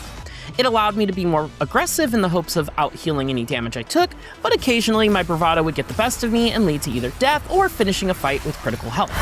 I think that's a good system to have. The fact that you can, you have a chance to gain some of that health back after landing a few shots, landing a few hits at the enemy. Because in traditional systems like this, you lose your health and you have items that you consume to get your health back. You have a number of items that you can use, which is still true in this case as well. You have items that you consume to get your health back. However, another additional way to get your health back, small portions of health that you get back, is like it says, like it's showing here, just landing a few punches for me, as it's an interesting, unique There system. You see the ring that forms around him, and there's like a little particle ring that forms around him, and it becomes like a full ring as soon as that moment hits, and you press a button, and then it generates some health, a portion of health back into your health bar, which is cool. But one that meant I would often not worry I don't know if you saw about that. how much damage I. But yeah, that if you can cash in on that ring to get some health back, which seems like a bit of an overkill, but in scenarios like this with like overwhelming number of enemies, it kind of forces you to go aggressively into the fight without worrying too much about losing your health. And I think it works for this game specifically, the way they have constructed it. If you had to worry so much, like too much about your health all the time, it could be a dreading experience given how much effort you already have to put into the rest of the game in terms of exploration and figuring out everything. So I think it gives kind of a nice balance where the combat is still pretty challenging on its own, but also you kind of balancing that with being able to gain little portions of health back as you fight these enemies without having to worry too much about running out of health and just dying all the time. I was taking because I knew that landing one or two. Because you still have to like press a button to get that health. So if you don't press the button and time it correctly, that potential energy health goes away. So you have to wait until it builds up again around you and becomes a full ring, and then you press the button at the right time and then you get health back. So it's still a process. You still have to prompt it to get the health back. It's not like you just automatically gain portions of health as you hit. It is still something you can't have to actively work on while you're fighting. So it's not like dumbing down the combat. It's kind of contributing to the combat. Combos would be enough cool to heal me back up in a pinch. It allowed me to be more aggressive in the hopes of out-healing any damage I took, but occasionally my bravado would get the best of me and lead to either death or finishing a fight with critical health. Yeah. It gets pretty challenging at some point. My strategy had to change as I reached the later acts, with specific enemies that could chain attacks to interrupt or stagger me, preventing me from retaliating or causing me to get overwhelmed by a group. That said, Hell is Us lacks enemy variety overall, with only 5 types of visually distinct hollow enemies. That is a letdown because I really like their designs, which range from a humanoid with an eerie black void in place of its face and chest, to a mage with large ribbed wings that creates damaging zones on the ground. And I was hoping to see the team behind them flex their creative muscles even more. It is similarly lacking in the boss department, with only 2 traditional bosses across the 3 acts. It does have a few gauntlets of enemies to fight through that act as pseudo-bosses for certain areas, but they just don't have the same impact after delving through multiple floors of a dungeon. I think ultimately Thankfully, that might be a framing issue, even though this has a pretty like fleshed out system for combat. I think ultimately the game should have been framed more as an exploration game, because ultimately that's what it is. Mostly you spend most of your time just exploring the game by the, from the impression that I got from the little I played, most of my time was just exploring. And the exploration is the star of this game, and everything else is built around that premise. So combat is just a bonus that's there to navigate these enemies and areas specifically and keep it exciting and mix things up. So compared to a game like Souls, like a Souls-like game or any other adventure game where like combat is the focus, I think it's just a framing issue. This is not trying to do that. It's not trying to give you endless amount of enemies. It's not trying to give you different types of enemies every hour and boss every half an hour. It's not trying to give you that, because it's not the part that actually shines through for this game, and it's not the part that people who made the game want to even focus on. It's the part of the exploration, figuring out the story, actually experience that So the combat is purely there to keep things mixed up and, you know, mix it up and keep it exciting. That's what I think, at least. Let me know if you think otherwise. But yeah, I think that's what this game is. If you frame it that way, you'll enjoy it a lot more, rather than going into it thinking it's like a combat focused heavy boss battle game like, you know, Black Myth Wukong or any like Souls like game, which I don't think is the case. Out with 12 haze type enemies in addition to the hollows. These don't have the same cool distinct designs, instead looking like more generic shapes or creatures made of small colorful blocks. But what they lack in visual flair, they make up for in challenge, as these enemies were often the ones to either overwhelm me or give me a better fight. Early on, hollow enemies become entwined with each other and various haze enemies, preventing them from losing health until the attached hazes have been subjugated. This creates a small dance of taking down the haze and then attempting to defeat the hollow before that haze could respawn, adding a nice layer of complexity to the otherwise simple combat. Hell Is Us is a blend of exploration, puzzles, and combat that, while familiar, pushes you to really pay attention to the world around you in a way that's both compelling and occasionally frustrating.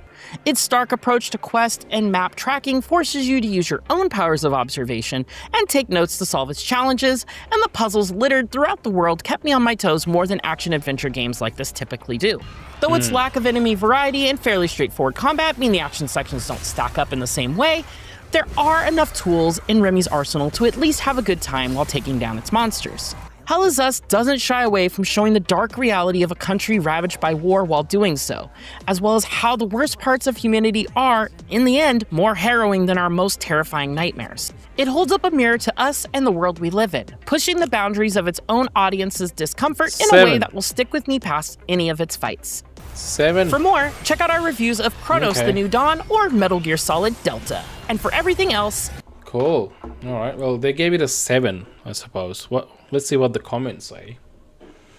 Near future, the game takes place in the 90s. This is said repeatedly. It's written everywhere. The team leads have been telling us this well before the demo. Do you people even start the games you review at this point? Review. It's so annoying when people say that games are supposed to be a form of escapism. Yeah, so are books, TV shows, movie, comics. Just don't play those types of games that will affect you. There you go. Exactly what I said. This is what I'm saying. The 7GN review. The 7GN review strikes again. Oh man. I think for what it is, this game. Let's check the Steam DB charts.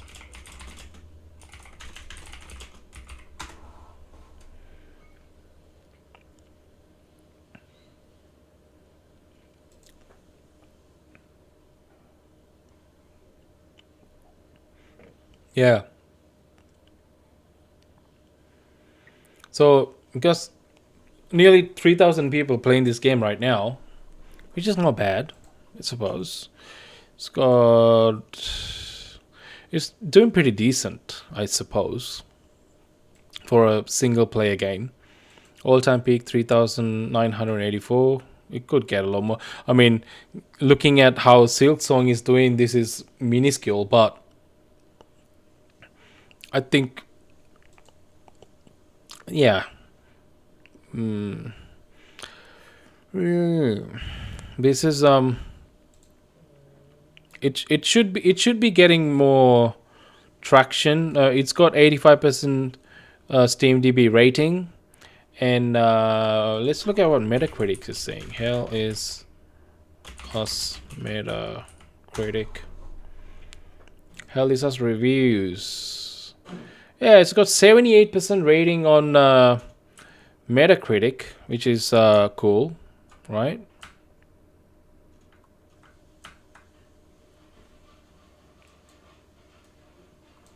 Can you see? Yeah. So 78% rating, generally favorable rating from critics, and 8.7 generally favorable user score. So user score is a lot higher than what you normally have gotten from critics. And yeah, so IGN gave it a 7. They have given it the lowest score. At this point, kind of expected. Everybody else pretty much gave it a 80, which I think is the correct score for this particular game. I mean, no hate IGN, but you kind of miss the mark sometimes when it comes to these games, because I don't know who you actually assigning to play these games. Sometimes you probably end up assigning people who don't generally enjoy these kind of games, and they kind of forced to play it. You should always let people who like these kind of games play it, right? I think that at least that's what I think. And if you don't enjoy the specific setting in Hell is Us, it's gonna directly affect your opinion of the game, regardless of how well it's done, right? Here, PSX Brazils gave it a 90, Push Square 90, PlayStation Universe 90, IGN Deutschland 90, Finger Guns, I don't know what that is, Gaming Age, PlaySense DualShockers 85, Game Blast, Checkpoint Gaming 85, Gamer Heroes, Game Informer gave it an 83. Feels like a modernized spin on the classic action adventure game that, as a third-person game, feels obligated to include combat. There you go. The game's investigation elements are much more fleshed out in comparison to the action, which is at least passable enough to endure while I enjoy the main treat of running around and solving. This is exactly what I just said. Solving puzzles. I'll be deciphering the game's remaining riddles well after I roll the credits, and I can't wait to see what revelations await. So that's exactly what I said. The game's focus is on exploration and puzzle solving, not the combat. The combat is just a bonus to keep things mixed up. And if you're giving this a rating lower than what it deserves, which I think is about 8 out of 10, it's reasonable for this game.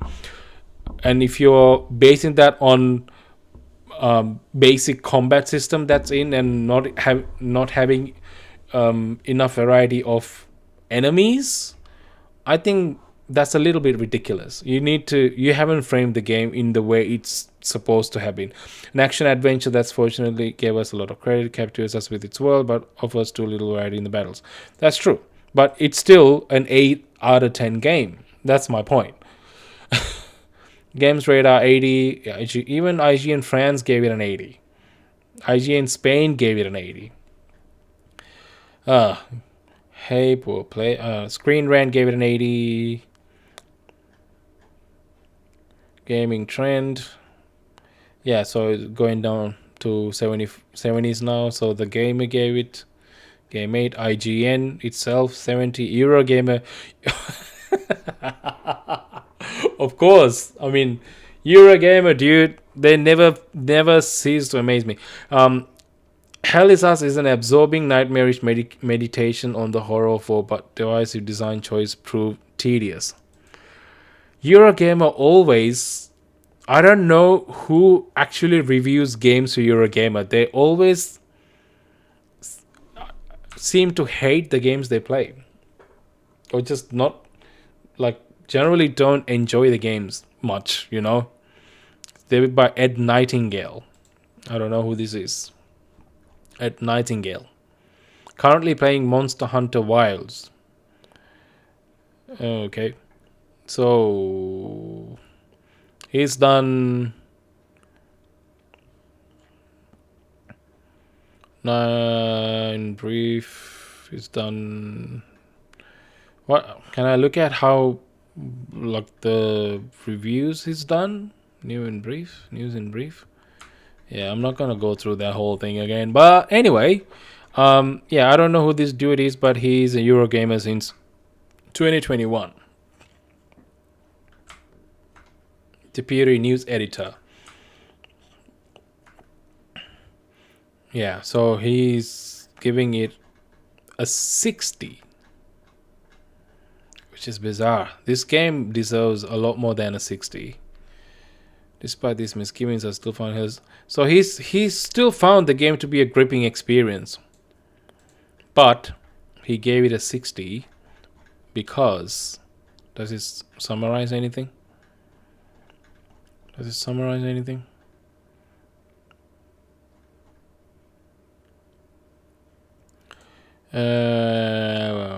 investigation. Hell is absolute thrice in atmosphere, which is...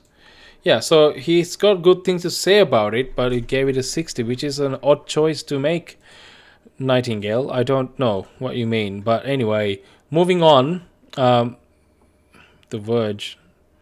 Yeah, I don't know what it gave, but yeah, a lot of people have played this on PlayStation 5. Interesting. Yeah, this is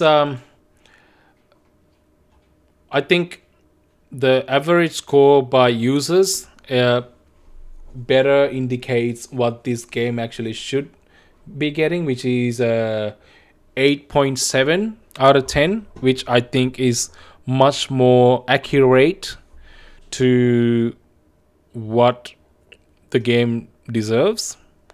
And yeah, it's based on 40 user ratings, right? So most people have given it a 9, 10. Some have given it 10s, 9. Some have given it 7s, but mostly it's 10s and 9s, right?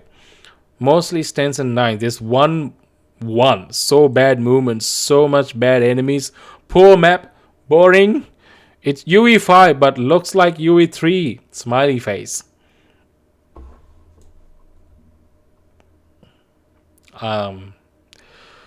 Anyway, so I'm assuming this score itself is single-handedly affecting the overall user score to be that. Like, it's literally got 2 here. But yeah, I think this could have been very well like into like close to 9 actually at this point, without this weird ass like one comment that giving it a 9. So weird. Yeah, I think this is generally what I would give a solid 8.10, 8 out of 10. 8 out of 10 is what I would give. But IGN and Eurogamer, they think it's a 7 or a 6. Yeah, 7GN review. Moving on. Moving on. Okay. Alright, so it's 9 o'clock, 7 past 9 now. So let's actually get into Silksong, shall we? Let's just check out our little Silksong game. I'm gonna start it up right here.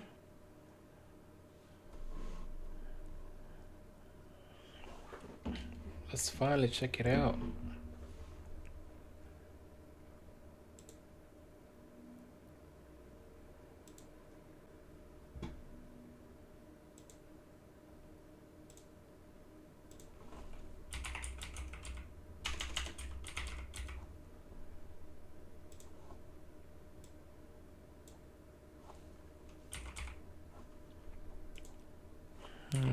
So I'm just gonna update my streaming.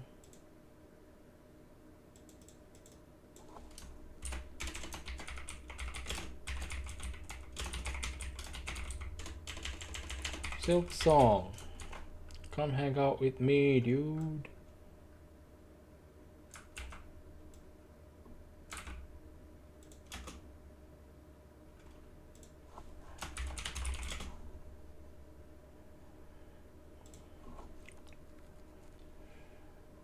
Alright, let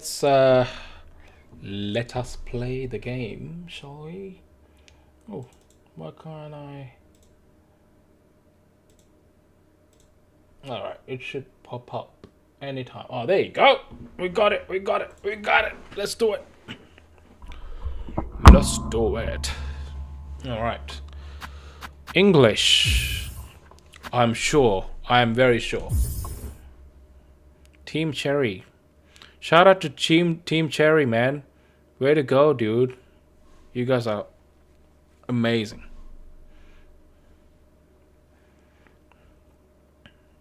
Alright.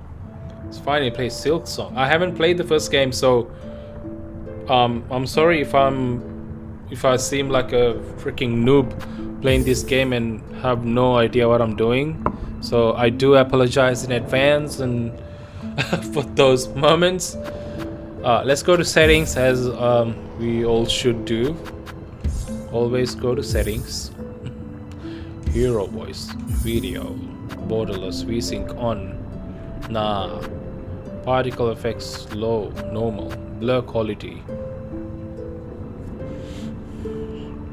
I don't know, just keep it like frame rate cap off.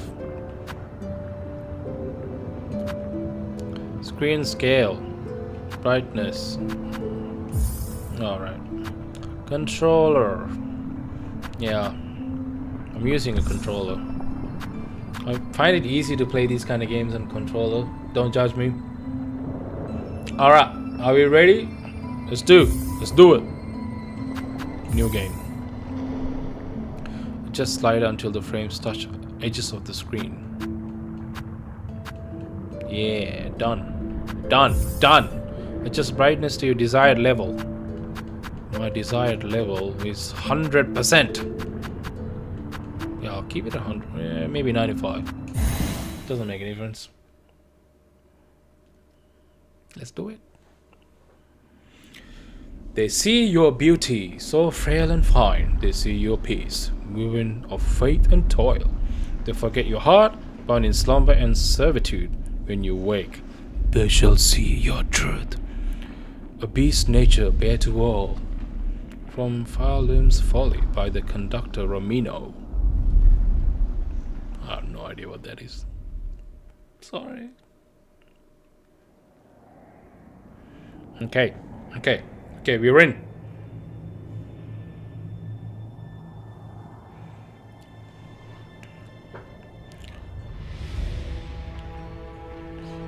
Sorry if I'm not like being excited for certain things, because I haven't played the first game, so I don't know what to expect. So I'm guessing Hollow Knight is caught by someone, and now we have to get out. Ooh.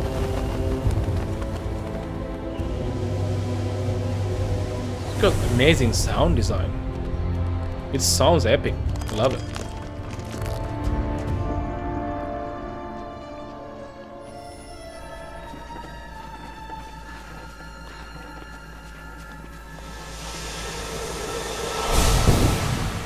Oh damn. I don't know what that's supposed to be. I'm sorry. But he's getting some crazy ass powers and finally breaking out of the jail. Hell yeah. Hallelujah. Yeah. Act 1. Falum. I can't do the epic voice. Can't do it.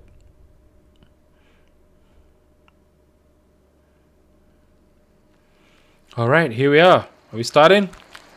Ooh. Okay, here we are.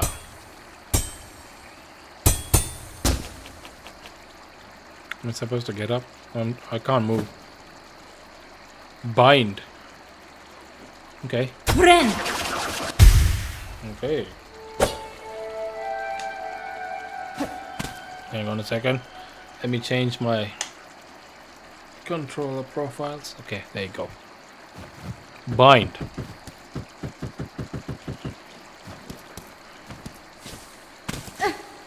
Jump.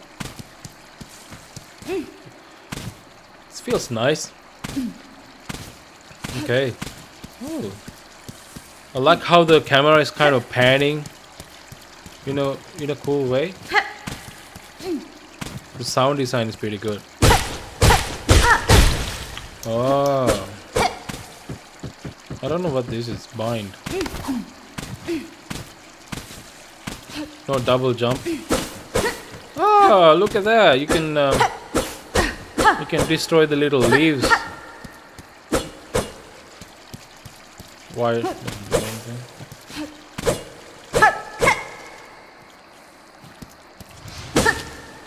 Moss Grotto.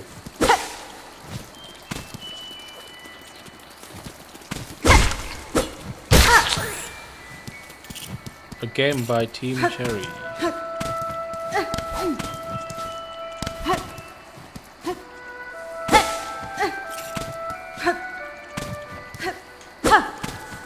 Can I get to those?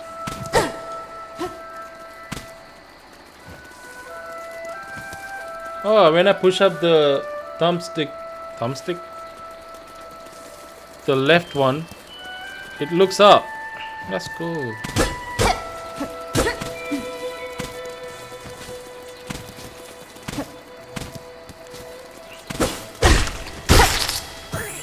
Oh, poor little worm thing.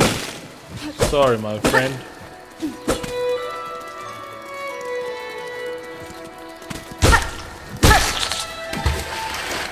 The hits feel very satisfying, to be honest. Ooh. Oh, you can actually... Oh, okay. Alright. Is that supposed to... I don't think it's doing anything. I think... Alright. Can you actually go in here? Is there something in here? Oh, is that like a secret area? Did I just found a secret area?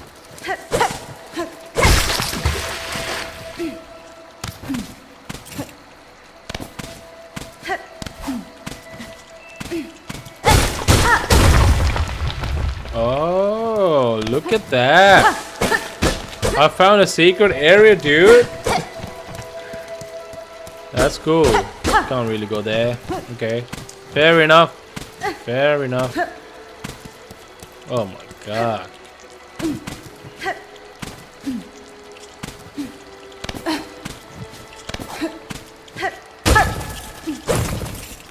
Oh, okay.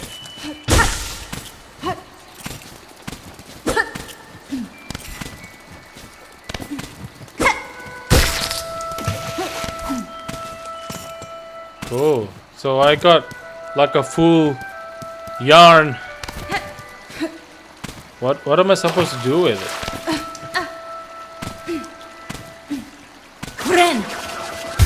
Oh, it's like help. Bro, I didn't realize that.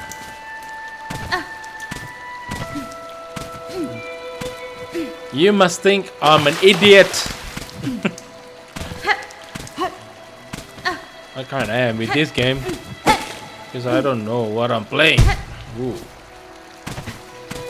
Oh, that did. There's no fall damage. There's no double jump. So. Or dash. Pretty basic system. Oh man.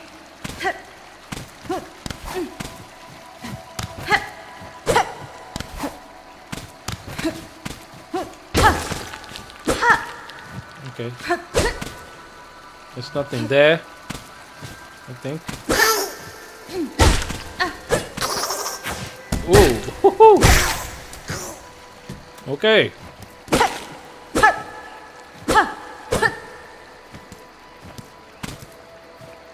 Oh, now we go here. Okay, okay.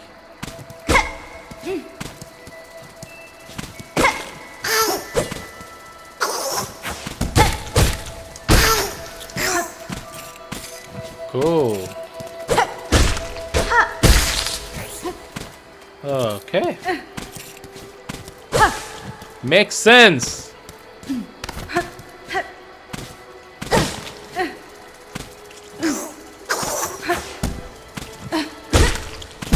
Oh shit.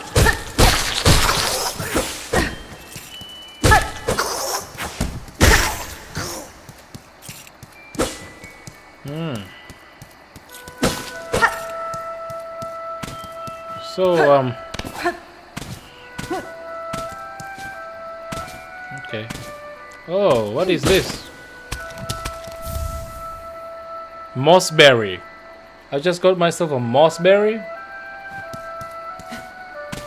Okay.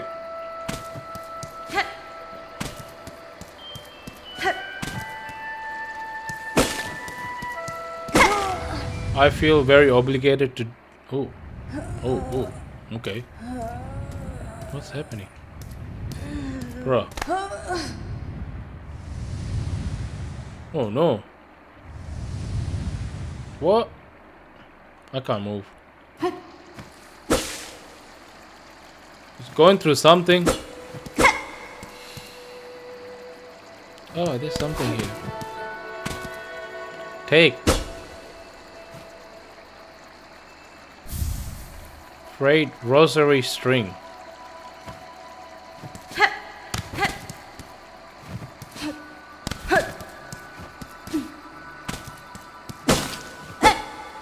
Okay.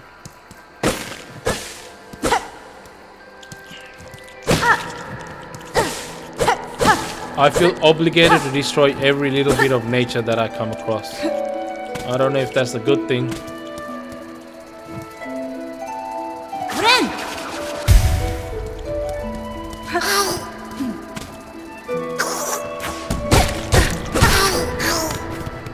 Yeah. Whoa. Damn.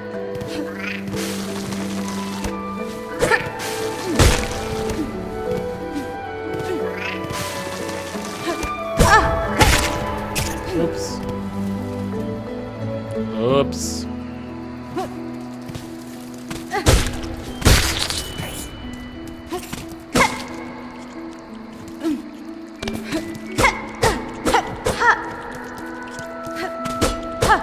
Nothing there.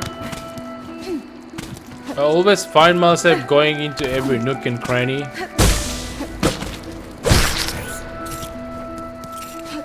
I don't have to always.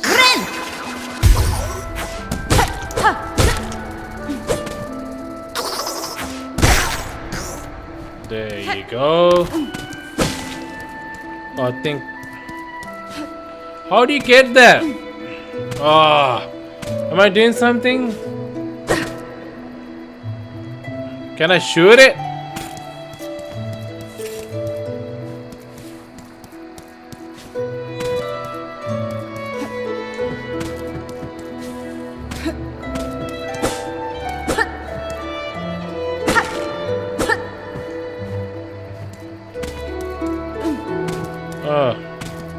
I don't know if I'm missing something. Oh shit.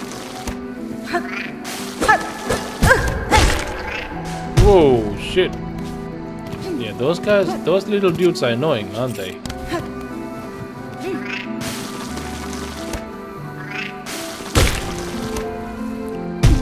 Whew.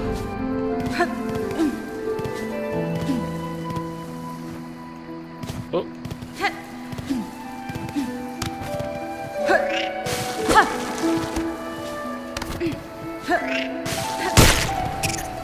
Okay. There you go. Nothing is here. Oh, oh! I think that's somewhere we can go later. Maybe. That's what it looks like. Can't get that berry. I'm kind of annoyed about that. It is what it is. Unfortunately, but oh, there's more here.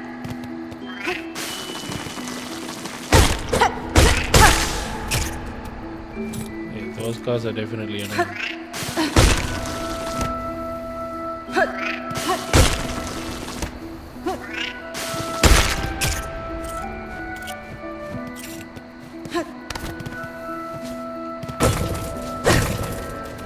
Ah, there you go.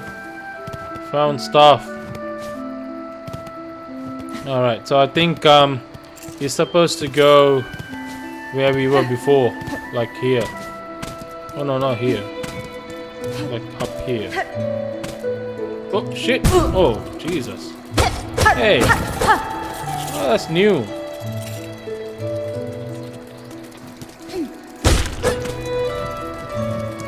Okay. We're back here.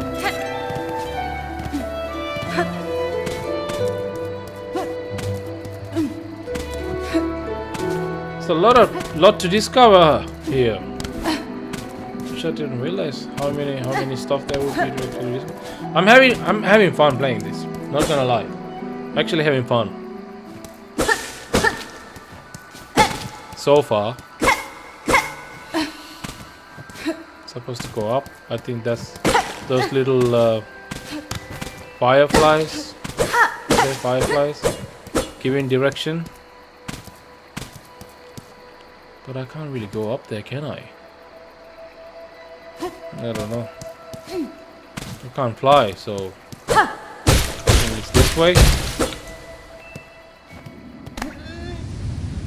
Yeah. I think I'm on the right track.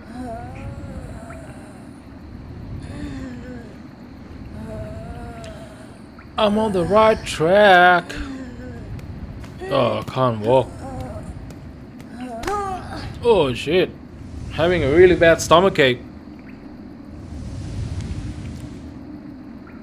Looks like they is it a he or she? Sounds like a she.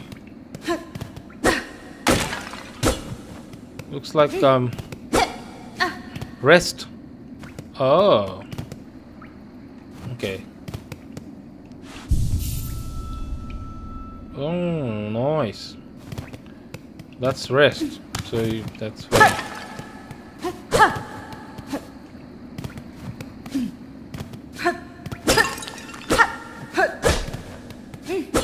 Oh. It's not charge attacks, so just keep hitting. Okay.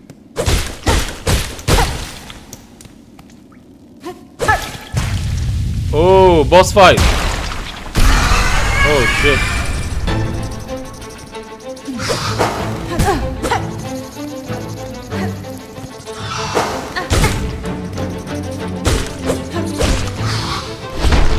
Oh fuck. Oh fuck.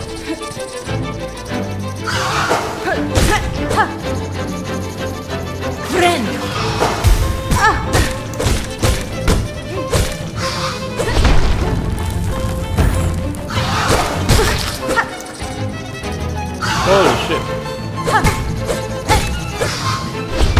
Oh shit. Oh damn. Oops. That did not go so well.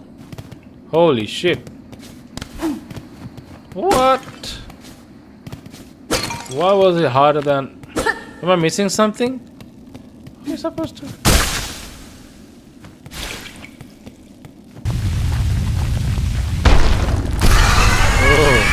Moss mother. Ah. Get it. Okay, I get it now. Just gotta slow going. Gotta be patient. Can't spam it. Alright, come at me. Yes. Yes. One more time. Come on. Oh, go. Ooh. Oh shit. Okay, don't get too close. Oh.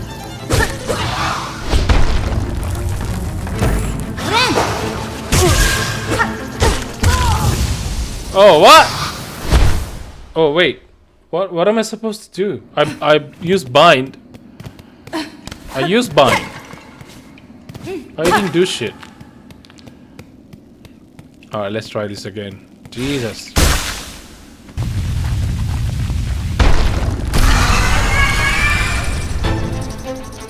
Okay. Damn. I thought I would be better at this.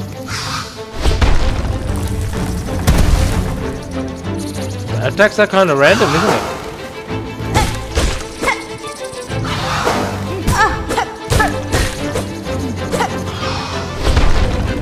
Alright. One more time. Come at me.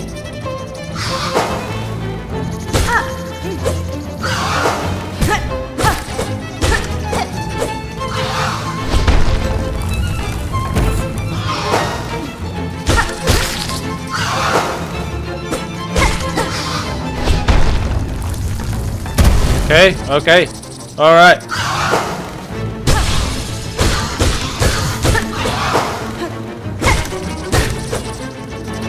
There's no health bar, so how long? How do you know?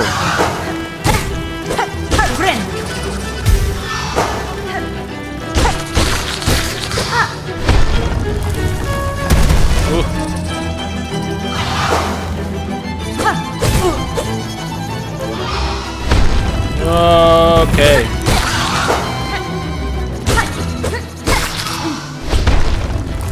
Jesus Christ. Come at me. Come on.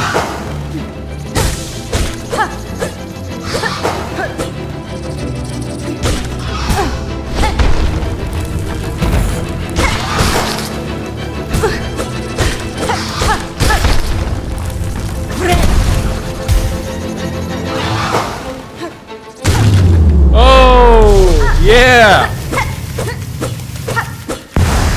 Woo. Yeah, baby. I defeated the Moss Mother. What are you gonna do now? I'm the captain now. Ascend. Can I do other stuff? Then ascend. Okay, that's not. Defeated the Moss Mother. Ascend. Ah, that was actually fun. But the dude's having a stomachache. Really bad one. I need some Mylanta or something. I don't know. Oh shit. I descended. Need to ascend again. Back to the stomachache. Can't use the needle.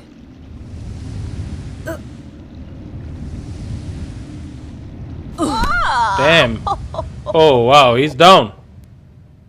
Down. That's it. That's it. Thanks for playing Silksong with me. That's the end of it. Oh. I guess not. We're just starting. Come on. Hey, look. Ababa. Guru Cartello.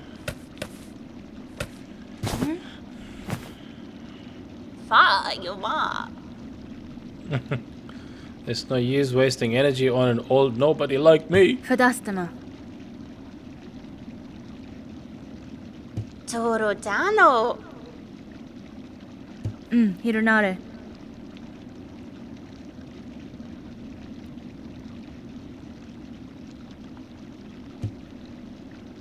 I was brought to your kingdom by force, captured by strange bucks clad in veils. Phoenix. Bucks of the citadel, at the summit of our land. They veil themselves in service to their fate, or perhaps the slaves to something greater. Nesvia. Then I shall seek their citadel. If these veiled bucks would go to such lengths to bring me here, I intend to find out why. Oh, alelo. Oh, ferocious, intimidating. Yours is no pilgrim spirit. You've the bearing of a hunter. Welcome then, fierce traveler, to Fairloom, our holy yet haunted land. Before they depart, permit an old bug a brief warning. Best keep that weapon drawn. Our kingdom is crippled by a curse. Its paths grow wild and dangerous, and though some still attempt the climb to the citadel at its crest, none return to speak of what they see. Ominous! The great citadel. Ascend through the lands of Farland to reach the citadel at the kingdom's peak. View objectives in the task screen of the menu. Alright, okay. Task screen. Ah, that's the... Hey. Oh, okay. These are like stuff you can... Sweet fruit that grows in moist environments. Its seed are toxic to most creatures. Mossberry. Tool pouch. Hunter's cloak. Simple protective garb. Break.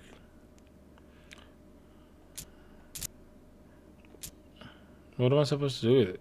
One string holding a mirror sorcerer can be broken and those who used to trade. Oh. There you go. Did that. What am I supposed to do with this? Can't do anything with those. Cool. Alright, that's interesting. Love that. Can I hit this guy? Speak. Oh. Keep going. How do you ascend? I'm gonna destroy everything in my wake. Hey, what's that? Can I reach that? That looks interesting.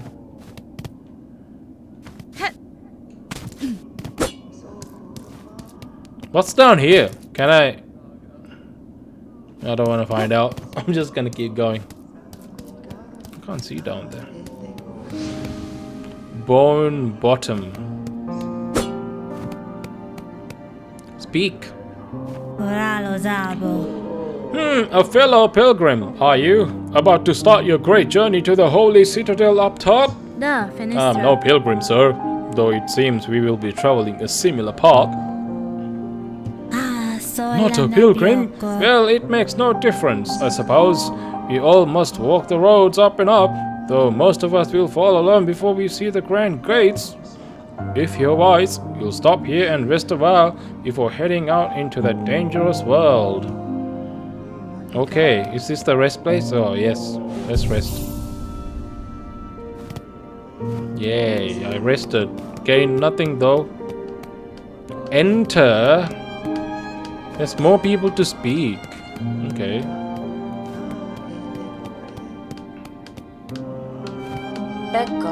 Uh-oh, traveler. Destined for the citadel, yes? Well, before you embark, won't you stop and make trade with an old pilgrim? That's your best, madam. Though I fear I may have nothing worthy to offer in return. Oh, worry not. If you lack fine goods to trade, we can barter still. In this devout land, we deal in the currency of faith. Rosaries, those finely carved beads of prayer. If you will only share some with me, I will trade you something fair. Okay, damn man, I think I only have like 30. You're expensive. Magnetite brooch. Craft metal.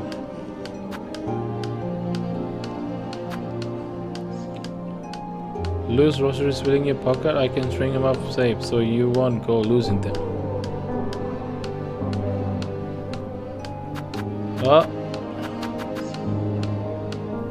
So weird. Stone's beauty. Yeah, I can't buy anything because I only have 30. So, bye. Speak. What's this you're building, sir? A sign of some kind? Faladin. Aye, aye. You're a sharp bug, a wish wall. It's past time this old cam had one. As the resident fixer, I've taken it up on myself to sort it out. They're a popular thing about following wish walls useful to the... Can't be fucked. Alright. What's here?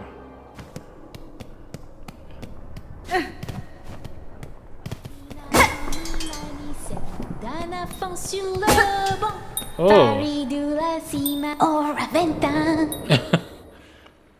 Oh, hear me pray, please hear me sing. My parts are ahead, but here's the thing, I can't squeeze past a gate of bone. So please wake up and help. Oh. Why do you sing, little one? This bony gate seems like a poor audience. Oh, but of course I sing. I'm Sherma, a pilgrim just like you. I hear the call of Gracil just like every other Jaybeazt. Oh, look here. As soon as our sacred journey begins, we are tested. This huge gate stands between us and the way forward. Only holy prayer and song will open the way. In this kingdom, even mighty bone is moved by music. Join your voice with mine, Red Maiden. You, me, and my lucky chime will sing together until the great gate opens. Faridula simanet. Haha, pasima. Faridula simanet. Doni puana vodi miavel. Faridula simanet. Oh, faragi. Haha, pasima. Faridula simanet. Yeah, not doing anything. I don't know how to open it.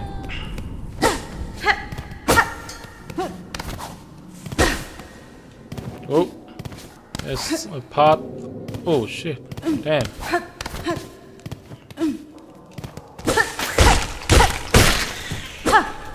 Damn.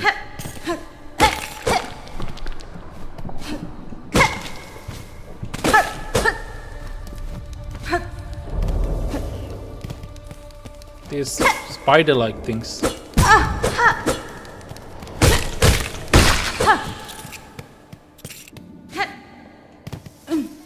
There's gotta be something here. Oh, I keep going.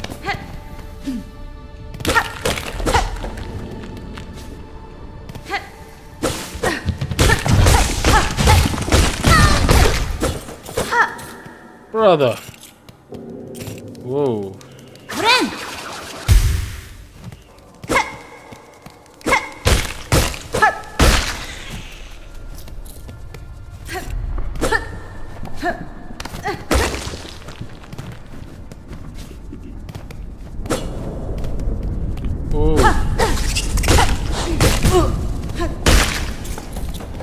Damn.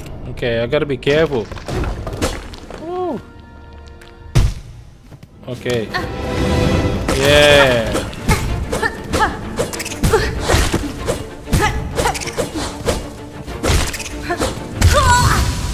Oh shit. I didn't expect that. Oh. Maybe I'm not supposed to go there yet. Enter here. Let's enter here. Let's see what's in here. Let's check that out first. Shall we? Oh, someone's here.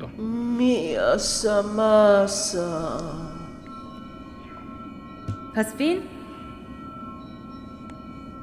Goro.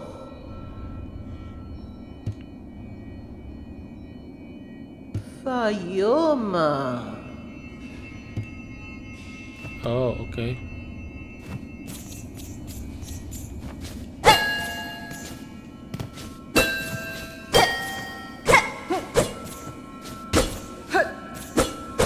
Okay. Turns out there's nothing here. Just bells that you can hit. Guess that was the correct part.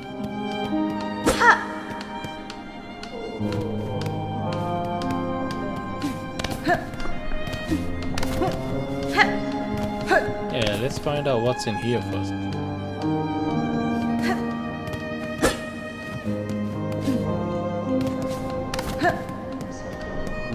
There's nothing here. Okay.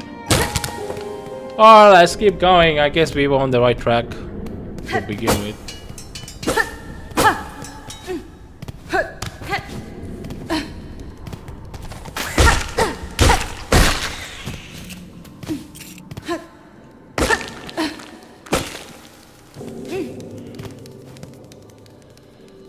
Can't really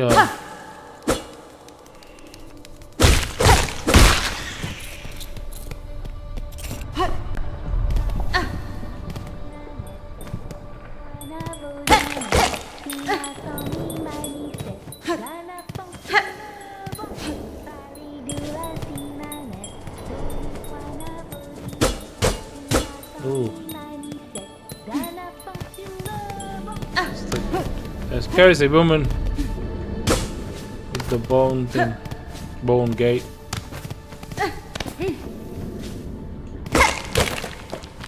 Nothing here. Whoa. Oh. Whoa, shit. Oh, fuck. Got me good. Yeah, I really need to take it slow. I need to learn to take it slow.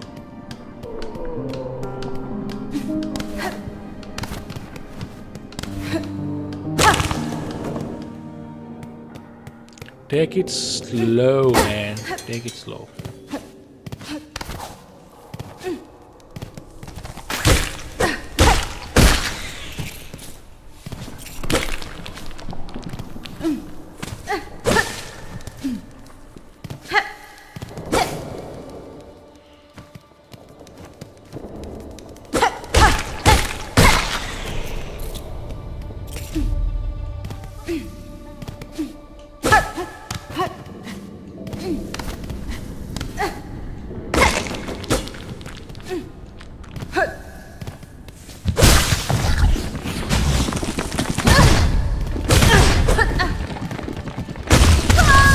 Oh, damn.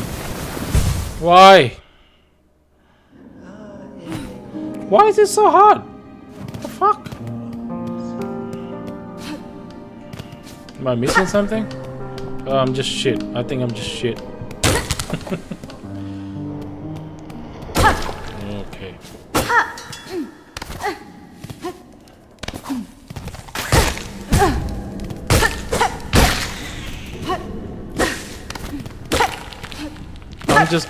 I'm just getting impatient. I should stop being impatient and just take my time, because it's actually not even a hard boss. So weird. It's not even a boss, it's just a random big spider.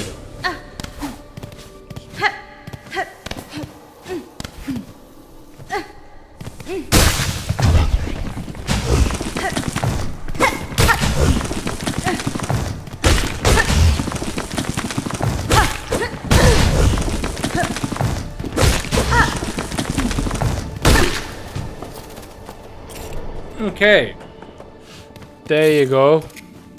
I did it.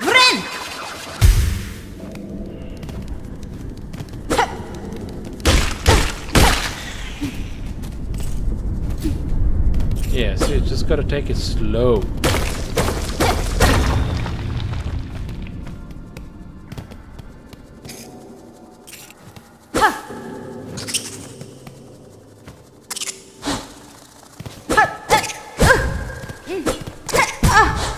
Oh. Shit.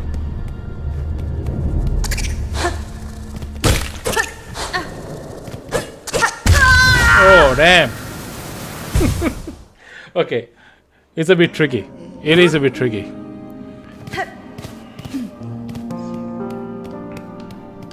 God damn. Okay.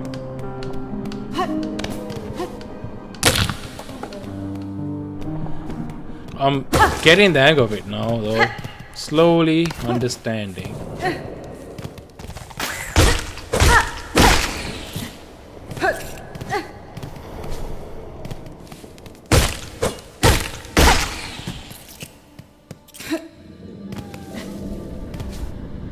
I don't know if I'm missing something, though.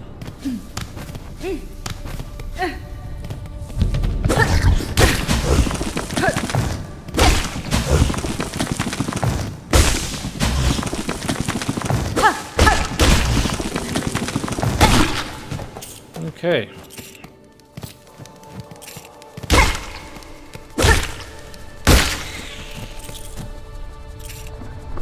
Alright. Yeah, see, I'm getting it. I'm getting it.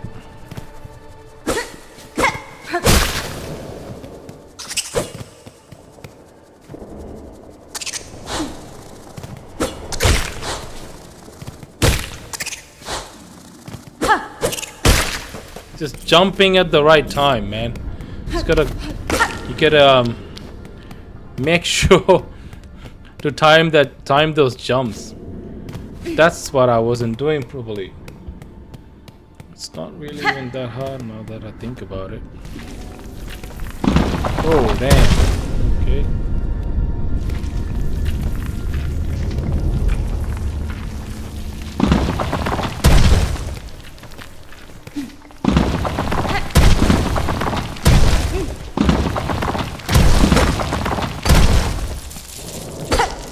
Whoa!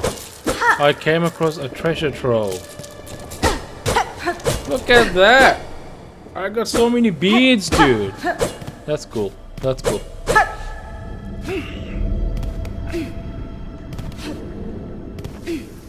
Nice. It was a little detour. Oh, this guy's back.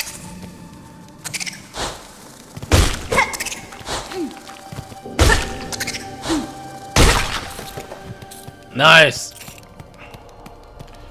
Getting it. I'm getting it.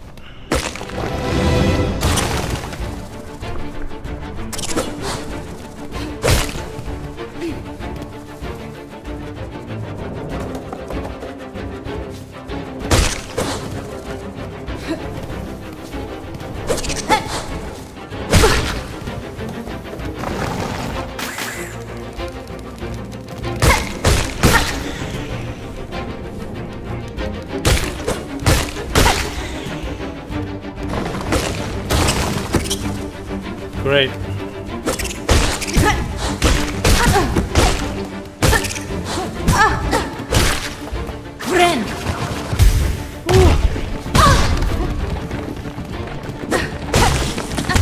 Oh, fuck.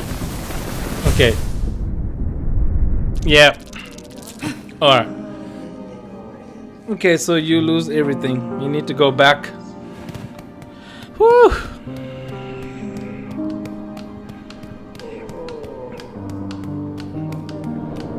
Okay, I get it. I get it now.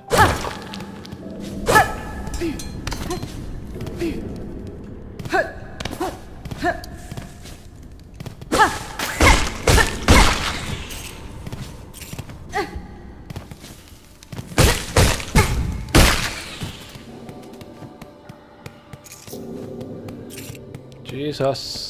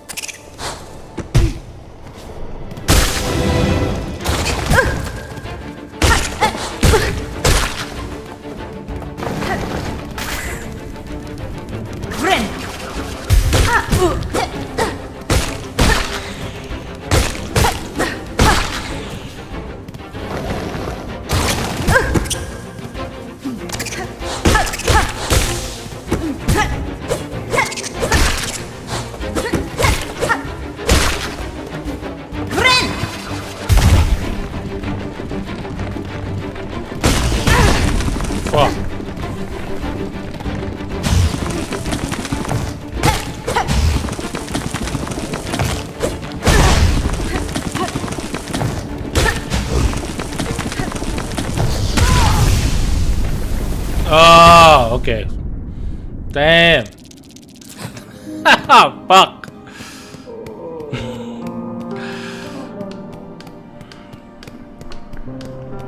Man. Damn it. Damn it. It shouldn't be this hard.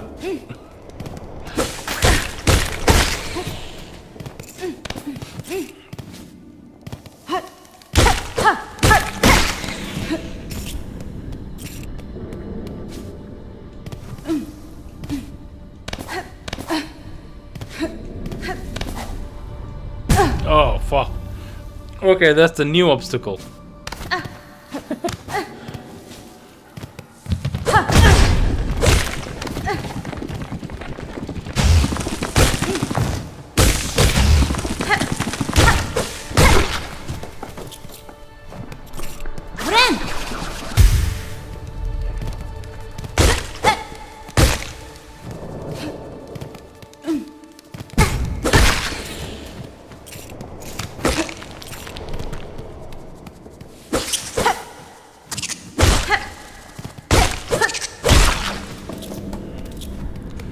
Okay.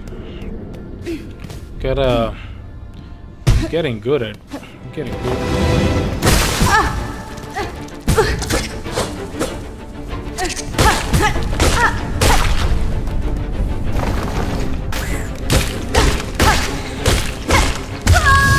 Oh, that's so stupid.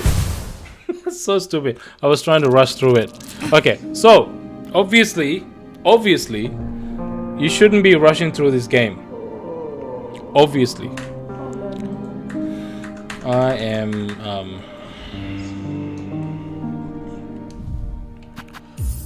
I'm gonna quit, save and quit, because I'm gonna wrap up the stream today. But yeah, Silksong seems like it's a pretty good game actually. No complaints. Obviously it's gonna take a little time to get used to the mechanics and get good, basically. I just found out that I kind of suck at the game. It's not as hard as like a Souls-like game or anything, but it's actually, I think it would be a good time. I'm actually keen to play the rest of it, so I'm probably going to be probably going to be playing the rest of it after the stream ends, and maybe over the weekend. Try to get it done. Maybe post a impressions video or review of some sort. As a person who hasn't played the first game, getting into it, that will be my point of view. Yeah. Anyway, I will be playing that after the stream, and I think it'll be a good time. Thank you for tuning in today. For everyone who checked out my videos on YouTube, I thank you as well. I will be doing a Monday stream, so please tune in for that as well. And yeah, have a good weekend and enjoy the rest of your weekend. I'll see you on Monday. Hugs and kisses. Love you all. Bye-bye.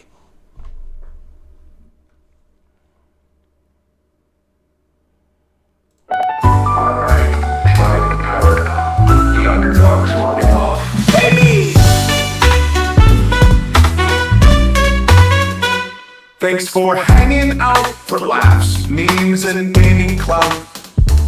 Even if I tripped, lost, or failed, you stuck around and that prevailed. We checked trailers, spilled the tea, mispronounced a game or three. Call of Duty fails, oh that's me, but the chat laughed along, pure victory. Grab your snacks, hydrate up, don't fall asleep.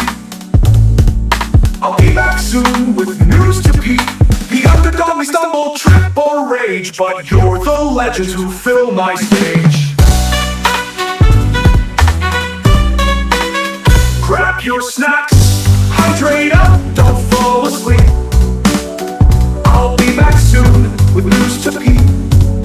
The underdog may stumble, trip or rage, but you're the legends who fill my stage. Announcement check. Jaybeazt is officially signing off. You may try to explain the plot of a game he hasn't played, argue with NPCs about story choices, or get stuck in a tutorial forever. And if someone says something wild in chat, he might go, "Oh mate, don't say that!" Thanks for surviving the chaos, laughing at my fails, and pretending my Call of Duty aim is fine. Catch you next time, same underdog energy, less chaos, maybe.